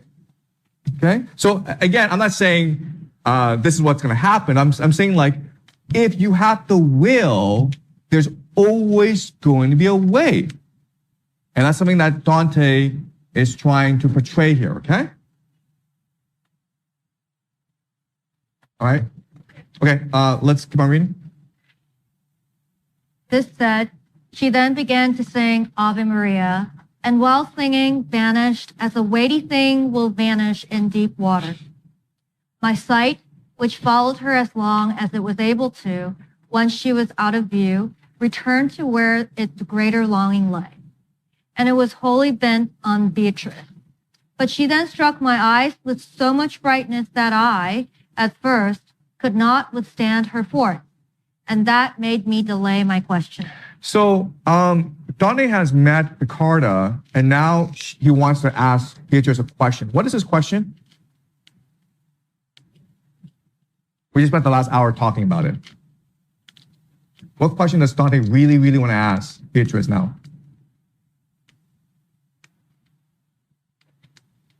What did she do wrong, right? Like, I don't understand this at all. She did nothing wrong. Okay, all right, let's continue to Canto 4.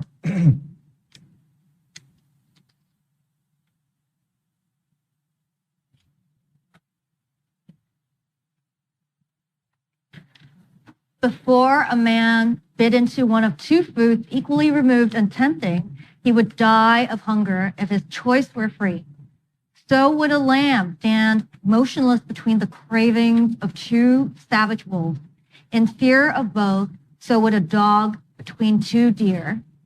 Thus, I need neither blame nor praise myself when both my doubts compelled me equally. What kept me silent was necessity. So Dante is very confused, so confused that he's in fear, okay? He has anxiety over this.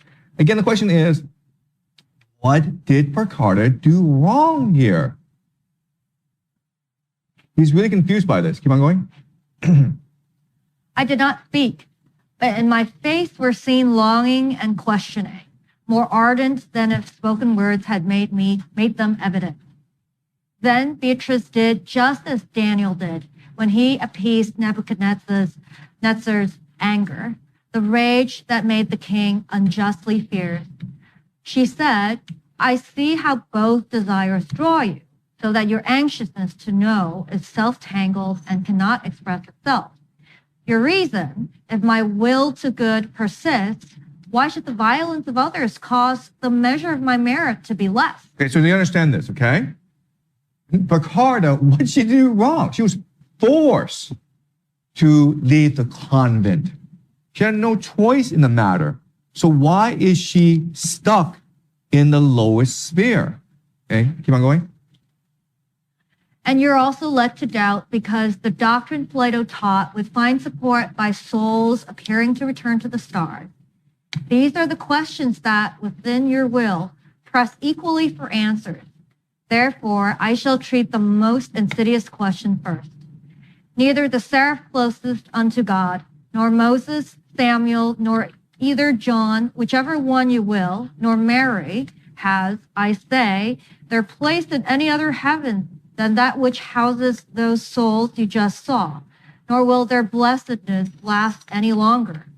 But all those souls grace the Empyrean, and in each of them has gentle life, though some sends the eternal spirit more, some less.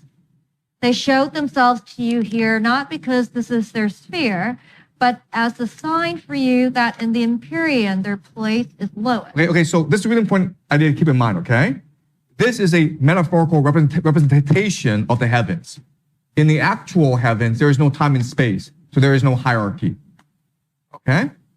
But there are certain souls that are not as worthy as other souls, and so they are now visually depicted in the lower spheres. Okay? So this is just an optical illusion in order for us to better understand what's going on. Keep on going. Such signs are suited to your mind, since from the sense only can it apprehend what then becomes fit for the intellect. Okay, so again, there's no time and space here, right? So only by adding in time and space can we truly understand what's going on. Keep on going. And this is why the Bible condescends to human powers, assigning feet and hands to God, but meaning something else instead. And Gabriel and Michael and the angel who healed the eyes of Tobit are portrayed by Holy Church with human visages. That which Timaeus said in Reasoning of Souls does not describe what you have seen, since it would seem that as he speaks, he thinks. He says the soul returns to that same star from which, so he believes, it had been taken when nature sent that soul as form to body. Okay, all right. So the idea here is that we all come from the soul world, okay? And in the soul world, we come with a purpose. And after we die, we go back to the same place that we come from. But then this raises the question then is, what is the point of life then? Right? If you're just going to end up in the same place you started out with, who cares what you do here? All right? Yes? Did you have a comment or question? Yeah, well, through like life on Earth, you can learn and have experiences, and then they can shape you and maybe like make you more enlightened and help. Yeah, but you still end up in the same place. But that, well, you could change, right? Like you can change your opinion or yourself. You will basically. On this world, but back in the old world, the real world, the world of the heavens, you're still stuck where you are. But this is what Timaeus is saying, okay? Not what Dante is saying. Dante would obviously say that, no, you can actually ascend. Yeah?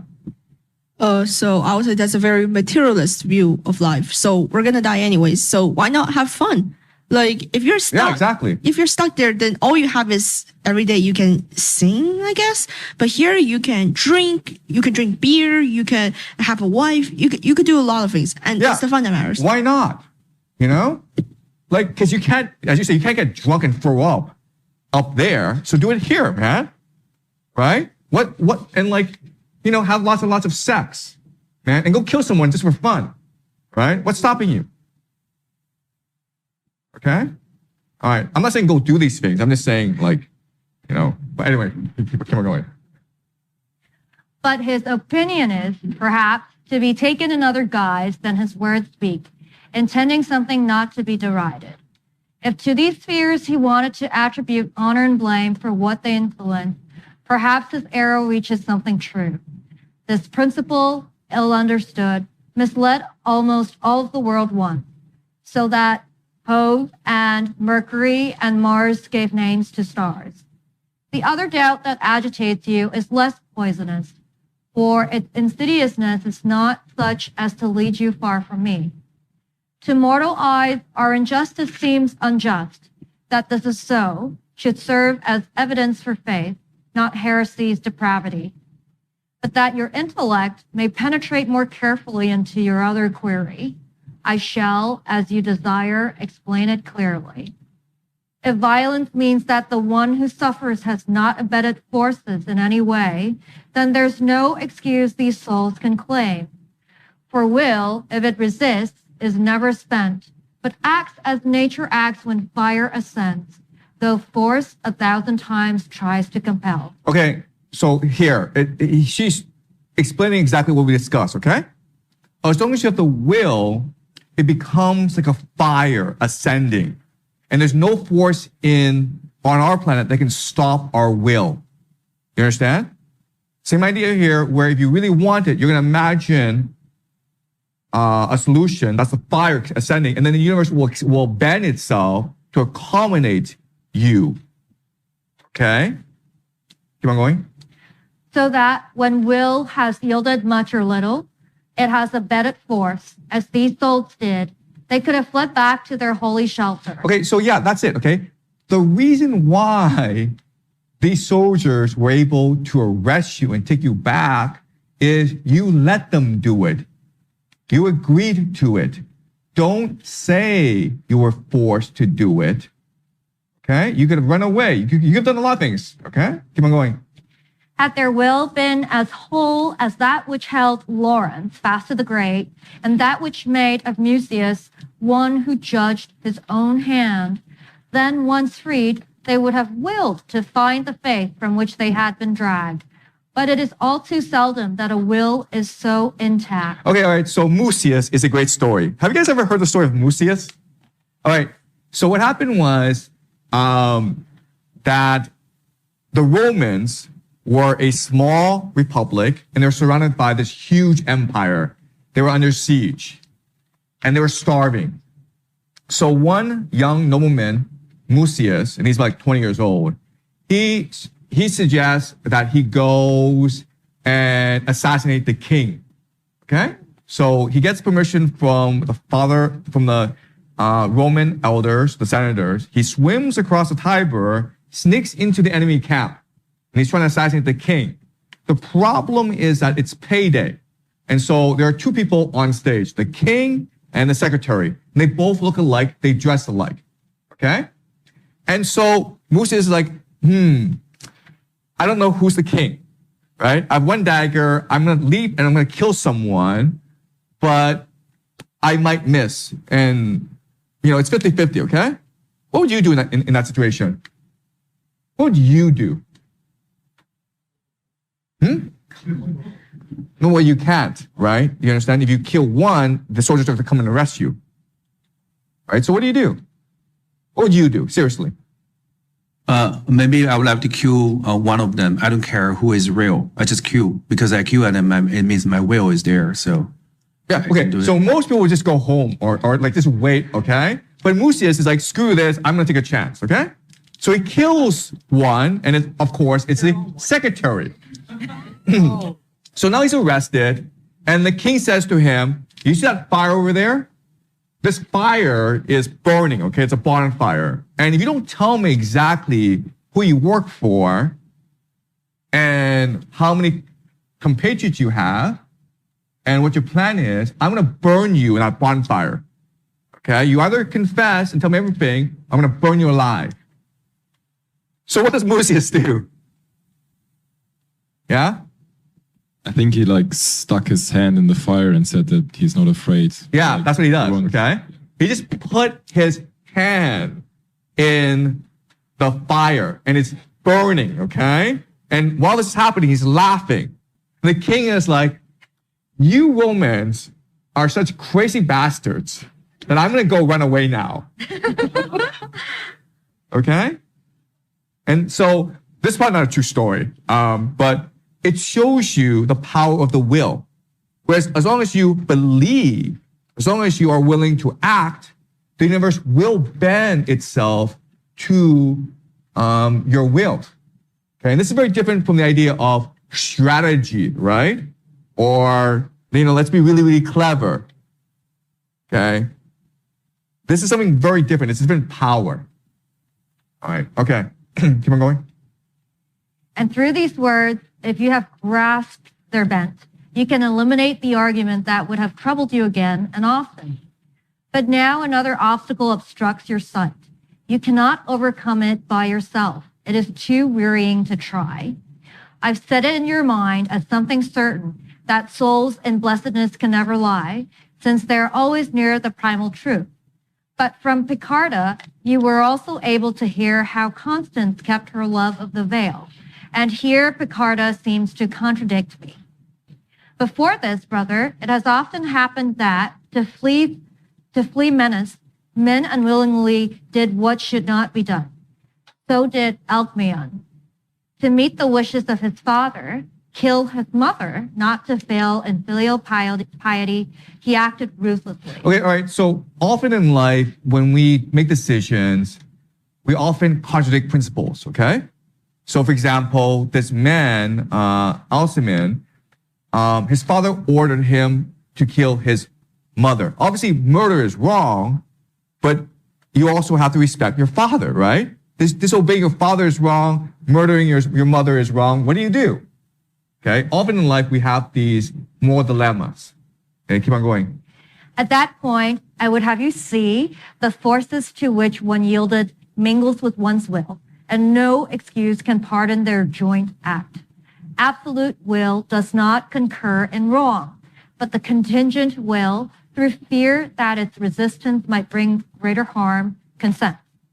Therefore, Picarda means the absolute will when she speaks, and I the relative, so that the two of us have spoken truth. Okay, all right. So this is a really important idea we need to unpack, okay?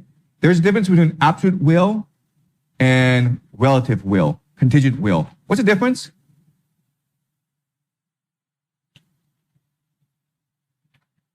Yes? So absolute will is I will love God no matter what, and contingent will is I will love God, and then someone tells you if you love God, I'll kill you, and so you say okay, I don't.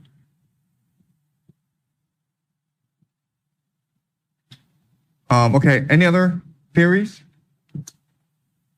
I'd say they come from different places. Absolute will comes from imagination, it comes from your own story, whereas relative will comes from reasoning, logic, comparing outcomes. Okay, any other explanations? Absolute will, contingent will. What is the difference?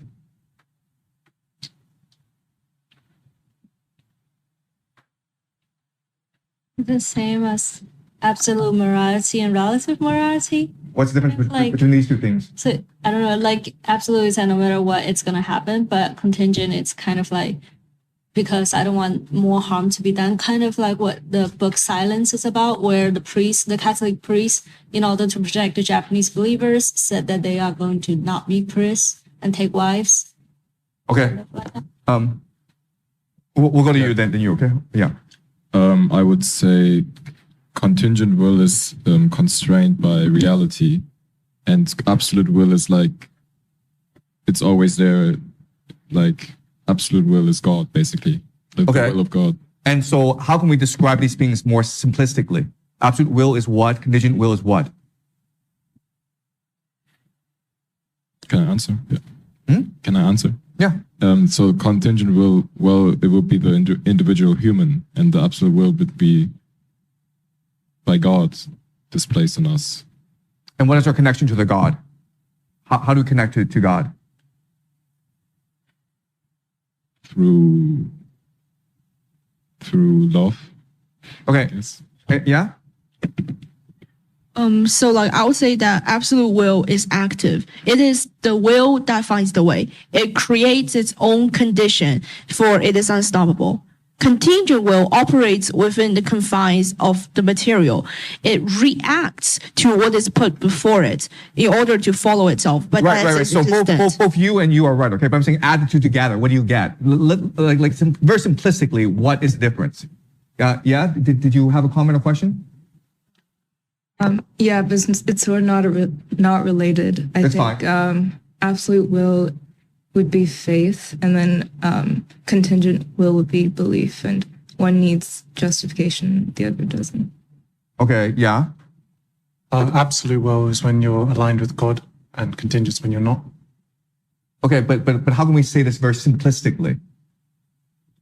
I'm gonna give it a try. So maybe absolute will is like perfect, and then like contingent will is imperfect. So it will, if you don't like exercise it well, it will be like faulty and lead to like bad things. Okay.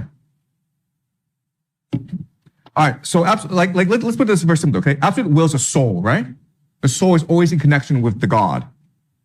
Contingent will is the body. The body needs to respond to the material universe, the material world. So the contingent will can be afraid. So what Patricia is saying is that when Picardo was acting, her absolute will was still true to God, but her contingent will defied God. Okay? Does that make sense? Okay, but why would this be a problem?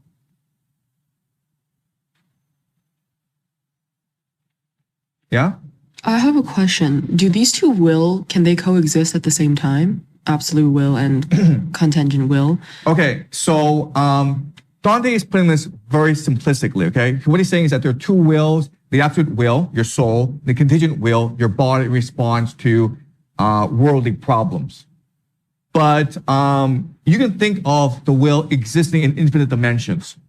Does that make sense? Infinite dimensions. So there's infinite wills. And yeah.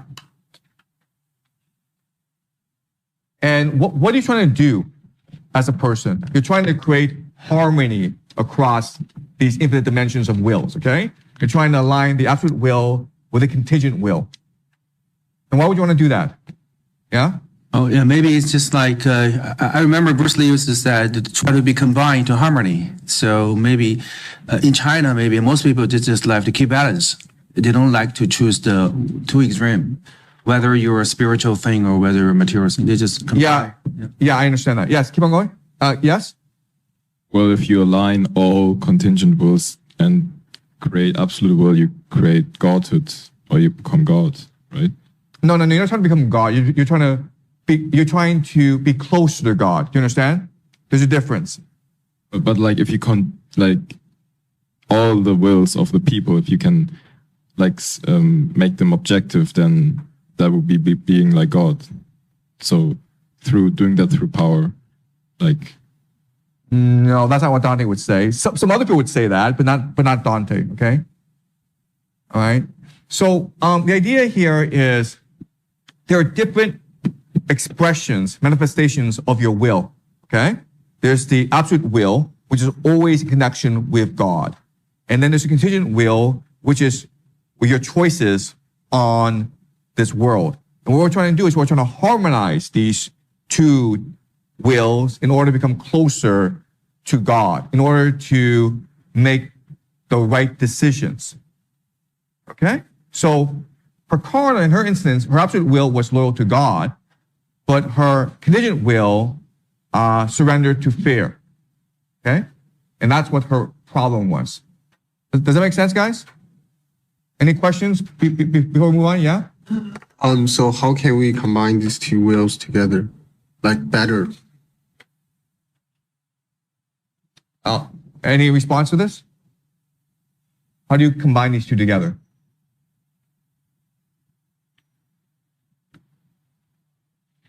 Well, maybe because why people just feel scared about death because they don't know where they're going to go, right? But if we know where we're going to go, there must be some kind of a universe in that place. Maybe they don't need to scare about it. The fears is come from unknown. But if we know something, then we don't think the fear that's right. will be a problem. So historically, there have been two solutions. Okay, the first solution is knowledge. gnosis, to like just continue to read Dante, explore, and just discover the secrets of the universe. And once you have the knowledge, you lose fear, right? Because why are you afraid of death? Because you're afraid that if you die, you'll just be nothing. But if you actually know the secrets of the universe, you recognize that death is just a release, or it's just a beginning of something else. So you lose that fear, okay? So knowledge is one possibility, but another possibility is the idea of love, okay? To just love someone so intensely that you give yourself to that person and you lose your fear. And when you love someone unconditionally, what happens is the absolute will and the contingent will combine together, because all your actions are dictated by your love for that person. This is what Dante will tell us later on. Okay, does that make sense? Knowledge or love? Okay. All right. Can you continue to read, please? Such was the rippling of the holy stream issuing from the fountain from which springs all truth. It set to rest both of my longings. Then I said, O beloved of the first lover, O you divine, whose speech so floods and warms me that I feel more and more life, however deep my gratefulness, it cannot match your grace with grace enough. But he who sees and can, may he grant recompense. I now see well.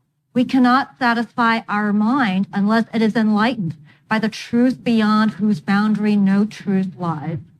Mind, reaching that truth, rests within it as a beast within its lair. Mind can attain that truth. If not, all our desires were vain. Therefore, our doubting blossoms like a shoot out from the root of truth. This natural urge spurs us toward the peak, from height to height. Lady, my knowing why we doubt, invites, sustains, my reverent asking you about another truth that is obscure to me. I want to know if, in your eyes, one can amend for unkept vows with other acts. Good works your balance will not find too scant.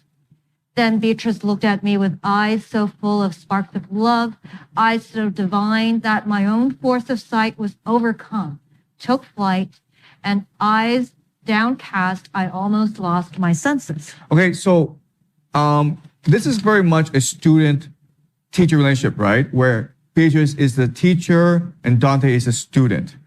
And as the teacher, what Beatrice really wants is for the student to ask questions, to doubt, to challenge. Because only through this process can the student achieve full understanding, okay? So, why is Beatrice excited about the question that Dante asked? Okay, so we've had this long discussion about Piccarda, right? We now know what she did wrong. And we now know why she is in a lower sphere. But then Dante asks this question, and he asks this question, and the question is, so she screwed up, okay?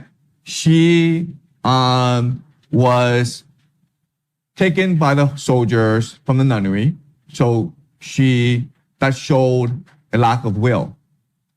But is it possible for her to redeem herself by committing acts of charity so wonderful that it redeems her from her lack of will? Does that make sense, guys?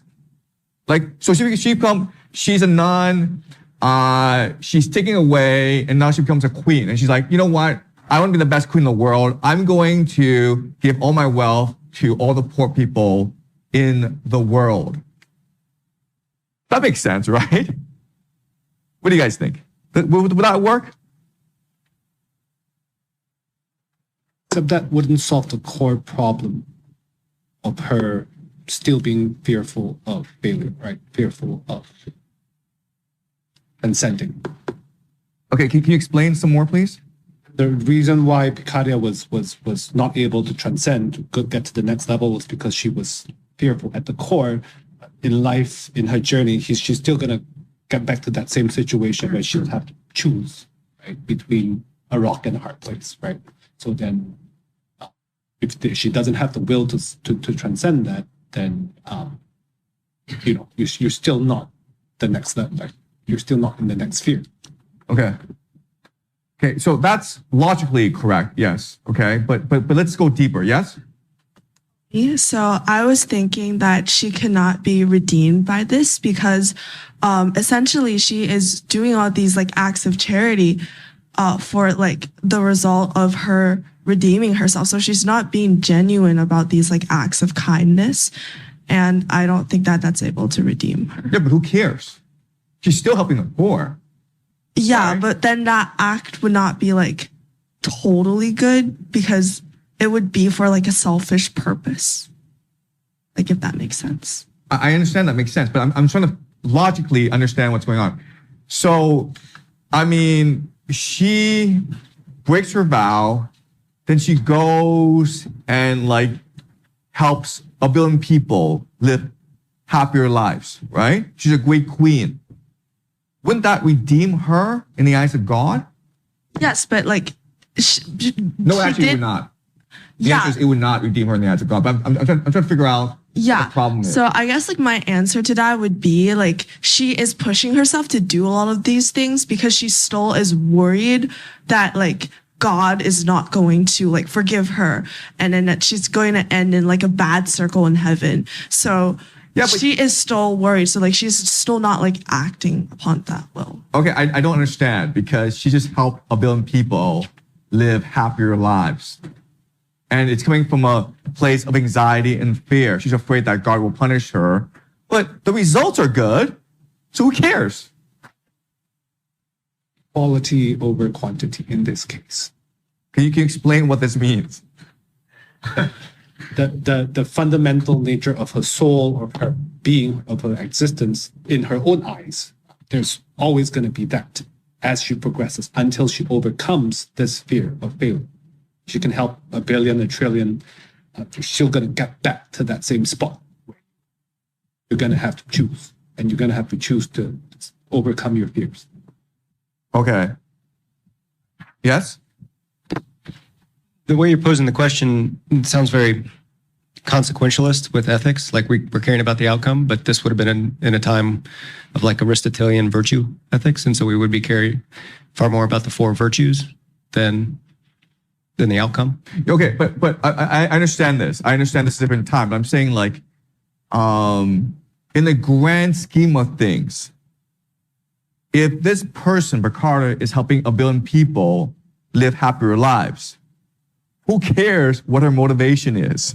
Who cares why she's doing any of this, right? I'm saying this not in any context. I'm just saying like generally speaking, the general principle. Yeah. It's the Constantine argument all over again. So if you watch the movie Constantine, so Constantine did some bad things and then he tried to save himself by doing a lot of good things. In his case, it was exorcising demons. And he got really mad when God and his angels kept telling him that, oh, you're going to go to hell anyways. And he asked the angel, why can't I go to heaven? And the angel was like, oh, it's because none of the things you did was selfless. You see, Ricardo helped all of these people live better lives, but these people literally have nothing to do with her own soul. Like when God is not judgmental. When God looks at you, let's say when he looks at you, he does not see your deeds. He sees your salvation through your spirit. And in this case, she has not attained salvation through her spirit. She has tried to use good deeds to make up for this, but she has not attained this. Yeah, that is correct. Yes. That is closer to what I want. Yes. Anyone else? Yes. Yeah, but I think this make me have question because I just want to know the difference between the demon and the God. Because the demon also said that I mean to be God. So there are no demons. The demons. There are no demons. There's only God. Oh, the only God, right? So therefore, I think the God is out to give you something for not in return, but the crane maybe just try to make a deal with you, or maybe just sign a track contract or what. Okay, guys. All right. So we could be here like all day. Okay. But let me explain what the idea here is. To understand what's going on, I need to explain to you Immanuel Kant's categorical imperative.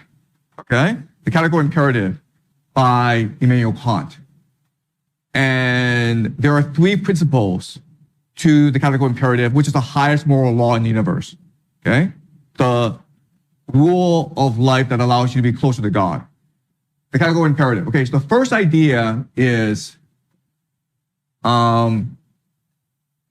are a reflection of the universe. So just imagine that whatever you do, the entire universe will do.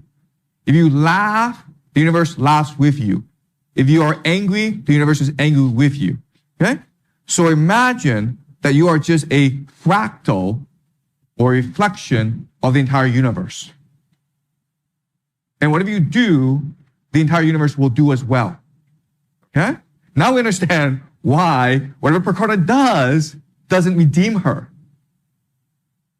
Because her act of fear, her act of incontinence, of going with the soldiers and not keeping her vows, it changes the nature of the universe. And that doesn't really matter if she made a billion people richer. It doesn't matter, okay? The universe is poorer because of her fear, of her lack of faith. That's number one. Number two is free will. Everything you do because it is your choice. So back to the original point, which is like, you're like, I have to go help. If I go help a billion people, then I should be able to go to heaven, right? Or Constantine says, well, I killed a lot of demons, so therefore I should go to heaven. That's not the way it works, okay? Everything you do has to be because of free will. And the last is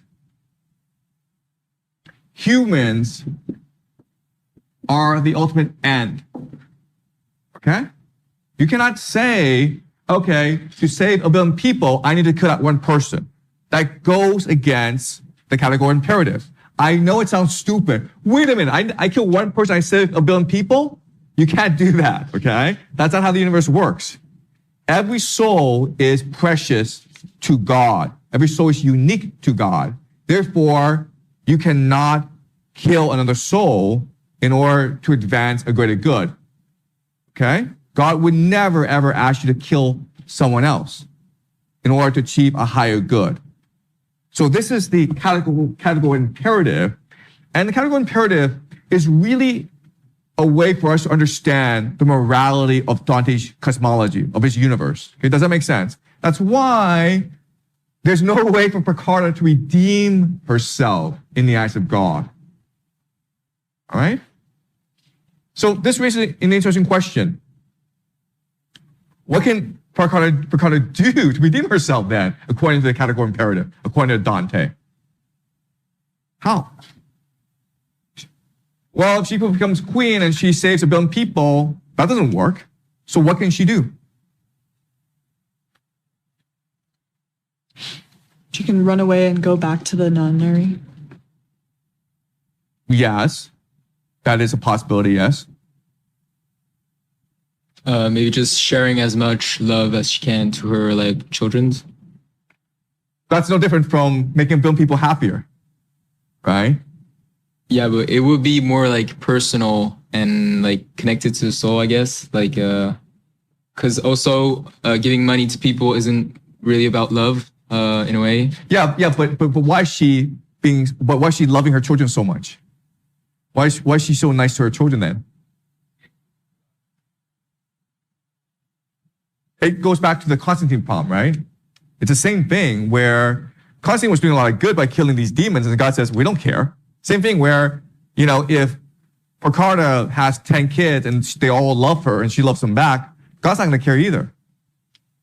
The same situation, right? So I'm saying, what can she do to redeem herself in the eyes of God?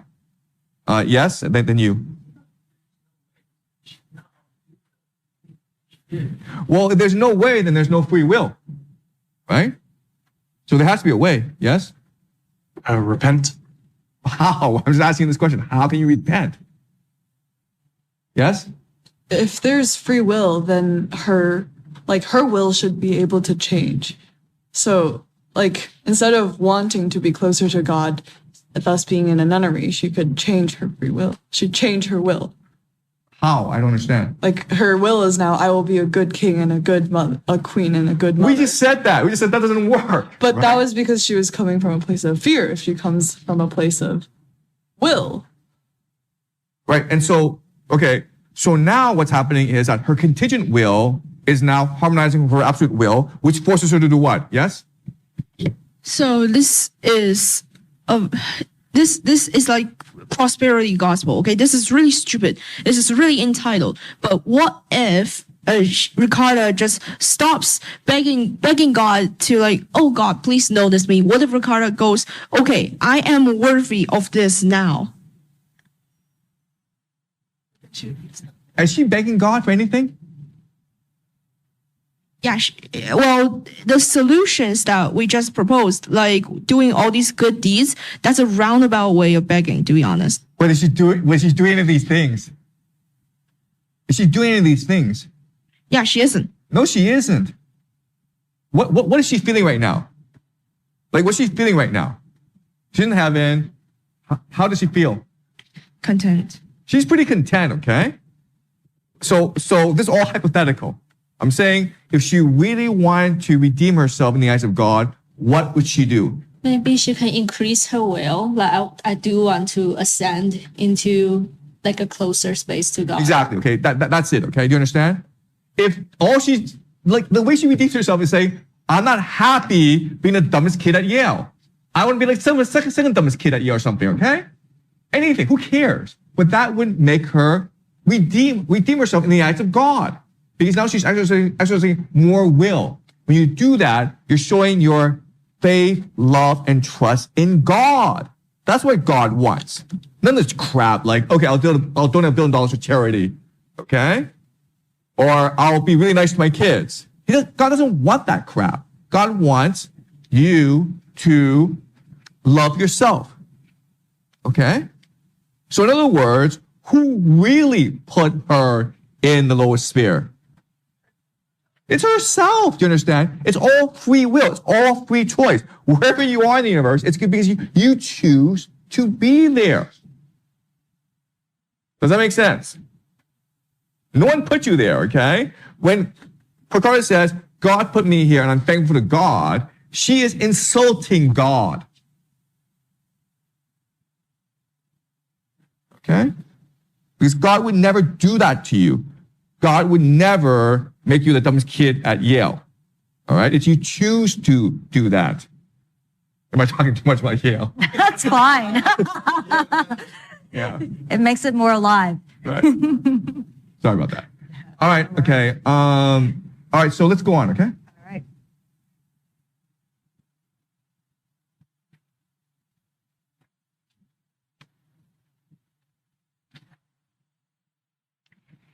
If in the fire of love I seem to flame beyond the measure visible on earth, so that I overcome your vision's force, you need not wonder. I'm so because of my perfected vision. As I grasp the good, so I approach the good in act. Indeed, I see that in your intellect now shines the never-ending light. Once seen, that light alone and always kindles love. And if a lesser thing allure your love, it is a vestige of that light which, though imperfectly, gleams through that lesser thing. You wish to know if through a righteous act one can repair a promise unfulfilled so that the soul and God are reconciled? So Beatrice began this canto, and as one who does not interrupt her speech, so did her holy reasoning proceed. The greatest gift, the magnanimity of God, as he created, gave, the gift most suited to his goodness, gift that he most prizes, was the freedom of the will. Okay, guys, do you guys see this? Okay. She's saying because God loves us, he gives us free will. That is his greatest gift to us. Okay, that's how we know he loves us. I'm going. Those beings that have intellect, all these and none but these, received and do receive this gift. Thus you may draw as consequence the high worth of a vow when what is pledged with your consent encounters God's consent. For when a pact is drawn between a man and God, Then through free will, a man gives up what I have called his treasure, his free will. What then can be a fitting compensation? To use again what you had offered would mean seeking to do good with ill-got gain. But now you understand the major point. But since the Holy Church gives dispensations, which seems in contrast with the truth I stated, you need to sit at table somewhat longer. The food that you have taken was tough food. It still needs help if you're to digest it. Open your mind to what I shall disclose and hold it fast within you. He who hears but does not hold what he has heard learns nothing. Okay, stop. Okay, all right. So let's try to figure this out, okay? So Dante asked this question. Picarda did wrong, but is there a way to compensate for what she did? What is Beatrice's answer? What is the logic here? Just summarize for me what she's saying.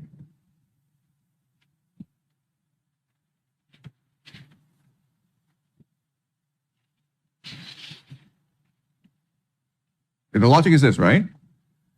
God loves us, and God's greatest gift to us is to give us free will. So we can do whatever we want. Okay? And what does Picarda do with this free will, free choice? Doesn't do anything.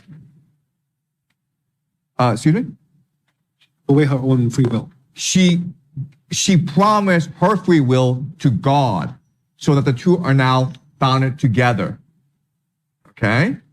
So what's happened is that God gave Picarda free will, and then Picarda gave her free will to God so that now they are eternally married.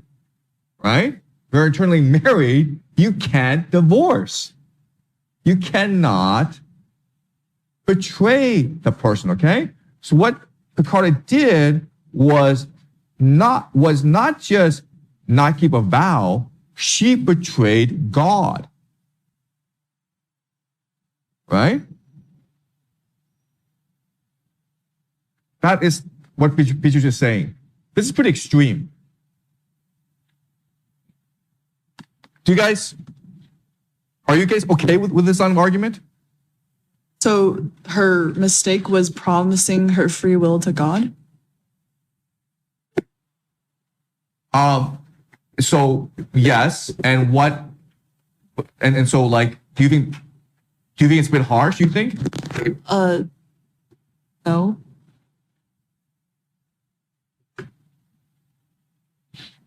Yeah. I think this is a pretty slippery slope to slide on.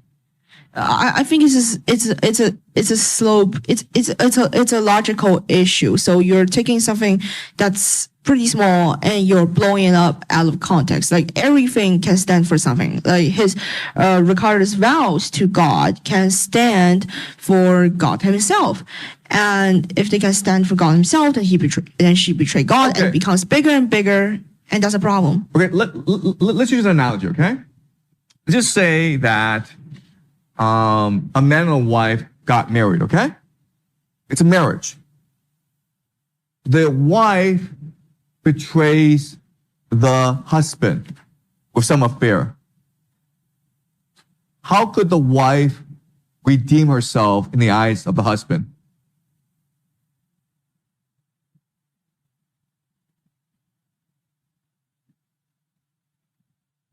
Yeah?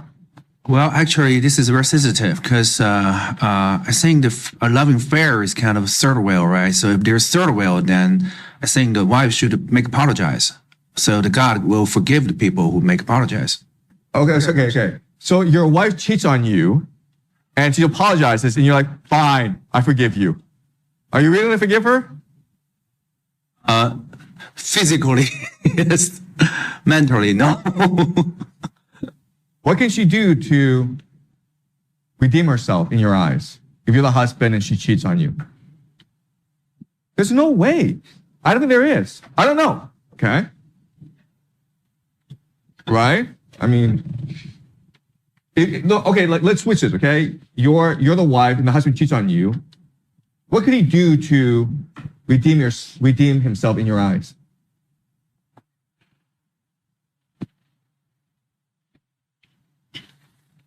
What? Oh. Out of battery. Yeah, okay. Yeah, there's no one over here. Yes. So I wasn't gonna say that he can redeem himself. I was gonna say that he can only be redeemed when I decide that he is redeemed. Like he has no choice in the matter. I decide whether or not he's redeemed. I know what you're saying. Because I think a better way of framing it is whoever that cheats, right, the wife or the husband. In this case, if the husband cheats, right, how would the husband be able to redeem himself in the eye of himself, in his own journey, right, as opposed to relative to, because this is judgment, right? If the wife needs to judge whether the husband is redeemed, that's your love. So in the eyes of the husband himself who cheated, how do you get back to that place before you cheated? Right?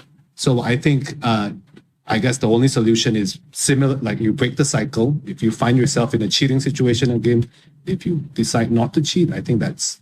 Oh, no, you already cheated. Or you pretend that you didn't cheat. Well, I mean, that's how it works, man. Well, in your next marriage. Sorry. So maybe I want to reiterate what she was thinking because humans aren't God. And so. What? Humans aren't God. Yeah, that's right. They're not God. And so, but this is a judgment. The wife is dealing with the cheater, and she's trying to regain trust. But God doesn't have this issue of trust. Okay, yeah, of judgment. I understand all that. So I'm saying, like, can you give me the concrete thing you can do to redeem yourself?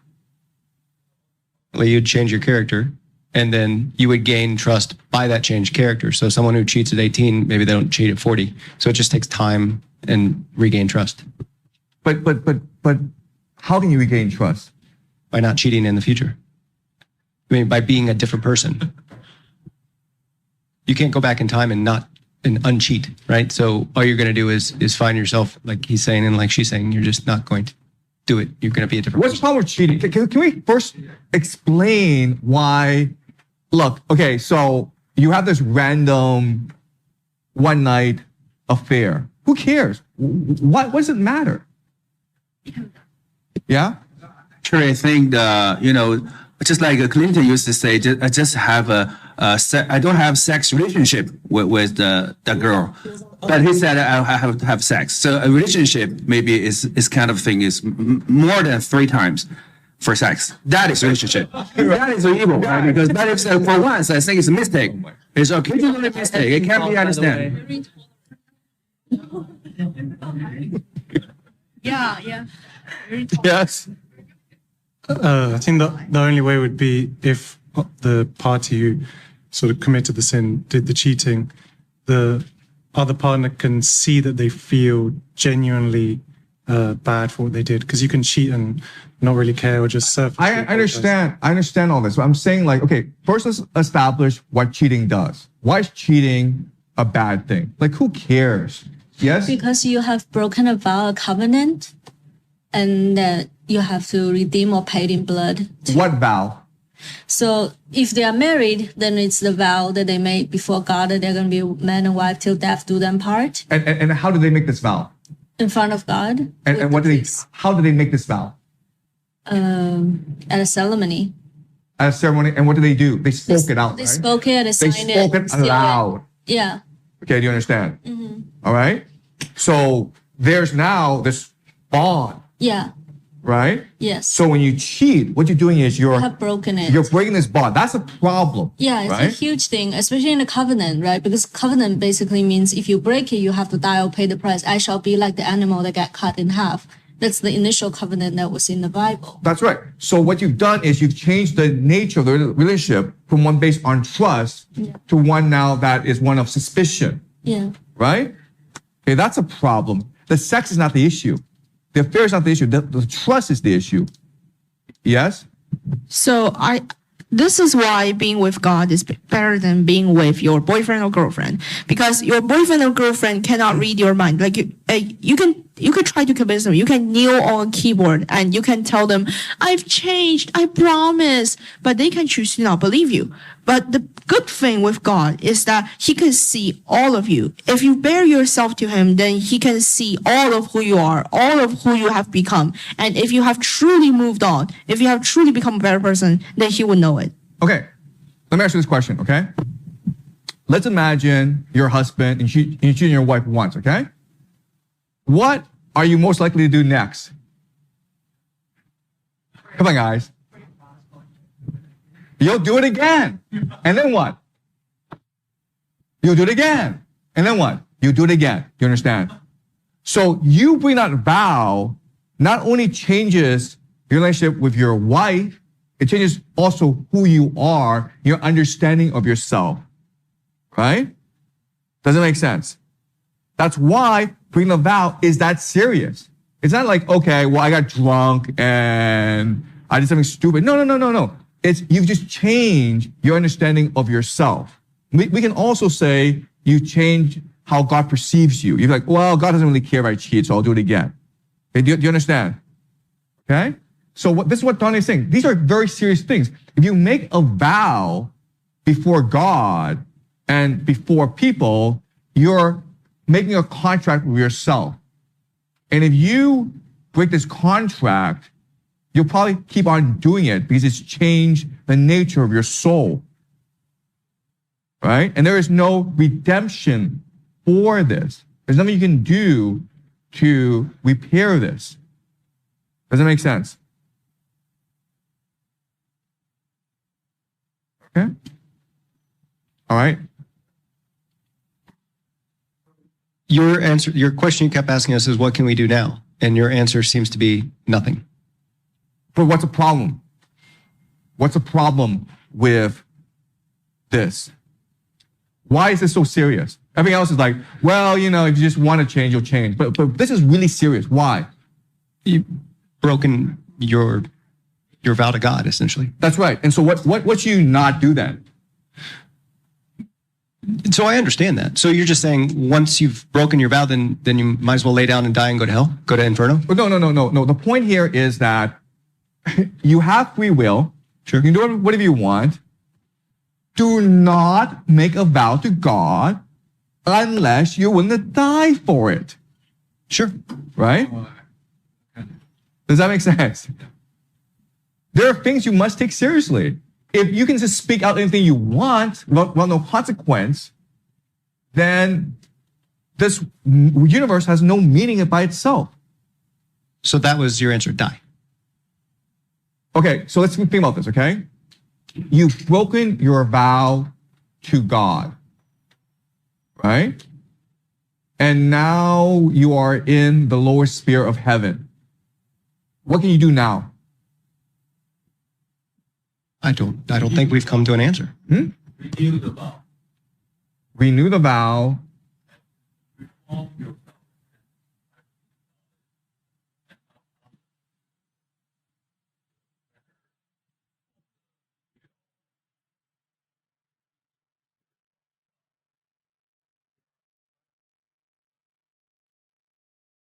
Okay, all right. So let's be precise about this, okay? We have another 10 minutes, okay? And let's really try to unpack this.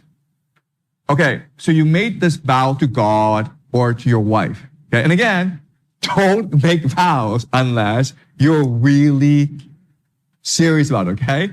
Guys, don't make vows unless you can keep them, all right? No one's gonna make you do these vows. If you're gonna make these vows, you better keep them, all right? But then, for whatever reason, you have broken the vow. All right? Now, what I want to do is look into your psychology. Okay? How do you explain the fact that you broke this vow?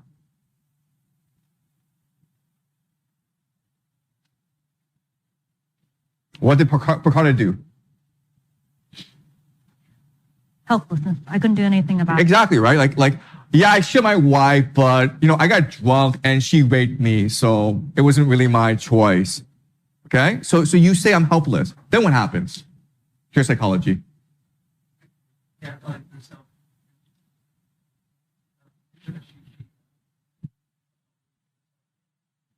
All right, so I want to be precise, okay? This is really important if we're trying to understand divine comedy. You do something that breaks your vows.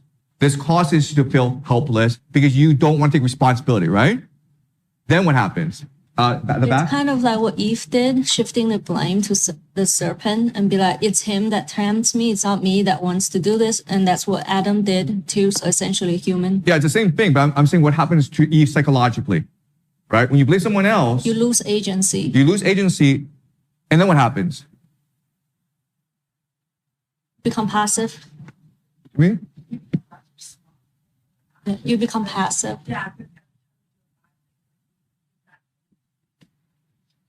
And can you ever change? Yeah. And you won't be able to change, okay? That's exactly what happened for Carter, right? She made a vow to God. Very, very serious, okay? The most serious thing you can do in your life is make a vow to God. Nothing else beats this, okay? That's number one. Number two is she's not able to keep this vow because she lacks the will. She's afraid. It's her fault. She shifts the blame and the responsibility to her brother, and then she just imagines herself as forever lacking agency. This makes her passive, and it makes her accept whatever comes her way, so that when she ends up in the lowest spheres of the heaven, she's like, I'm happy here, even though she's probably not happy there. You understand? Okay? So it's not that we can't be redeemed. It's just like we dig a hole and we bury ourselves in it so that it's impossible to redeem ourselves. Okay? Does that make sense, guys? Okay. But this does not answer the question, right? What can be done? Yeah? I think on the topic of agency, first, she has to take back agency. We've already discussed that. But she can't. She cannot take back agency. Why? Because her now entire worldview is based on her lack of agency. Do you understand? Yeah. She has to explain to herself why she didn't resist. The answer is she had no agency. And so she's like, but God doesn't give us agency. God demands our obedience. You understand? Yeah, but so with her worldview, it's impossible for her to exercise agency because agency is defiance of God. Then change her worldview. But you cannot change your worldview because it's your worldview. It's like telling a computer, change your software. Knowledge. It's your programming. Knowledge. Like, if we want AI to change their worldview, if we want AI to change their views, then we feed them a lot of that kind of knowledge, and the AI changes its views. Or she can just go take DMT. Excuse me? She can just go take a DMT and take what?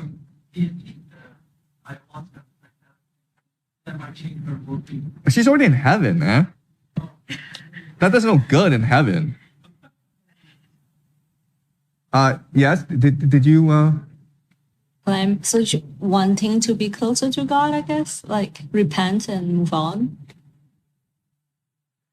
Or the whole Lamb of God, wash away the sin and then move on. I don't know. Who is the most important person who has ever lived?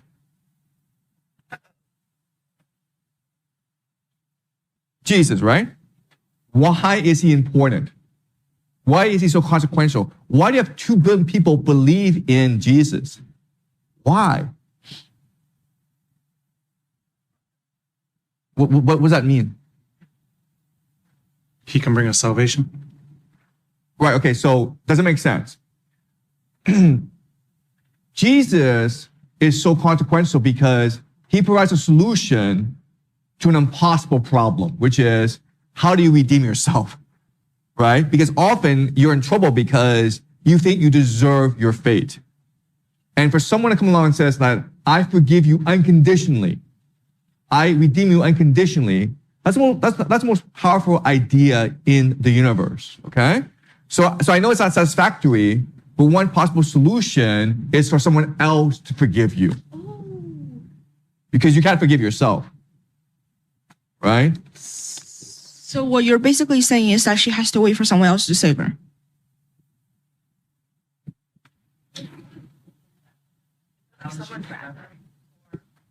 And who would forgive her? Jesus. And who is Jesus? God, right? And will God forgive you? Yeah. If you turn towards God, God will always forgive you. So it's a question of faith. Do you understand? Like, as long as you have the right faith, you can always change for the better because you know that God will always forgive you. Okay, so that's the solution. All right? The solution is to turn towards God because you will never find the solution in yourself. It's impossible because your worldview, right? You just come to the idea that, no, I'm helpless. I must obey God. And God wants me just to be here for the rest of my life, for all of eternity. Okay? All right? Does it make sense, guys? Yeah. And any more questions? Yes? Yeah, so I think what you have said just reminded me of the memory in which there is Christianity, the believer who said that don't always try to be like a king. If you want to be king, then if you do something wrong, then it's very hard to forgive yourself. But if you just, let God to sit on your seat, royal seat, then you can be forgiven. Yeah, Is that okay. true? So this is something that's really hard for us to appreciate, but our actions change our character. You understand?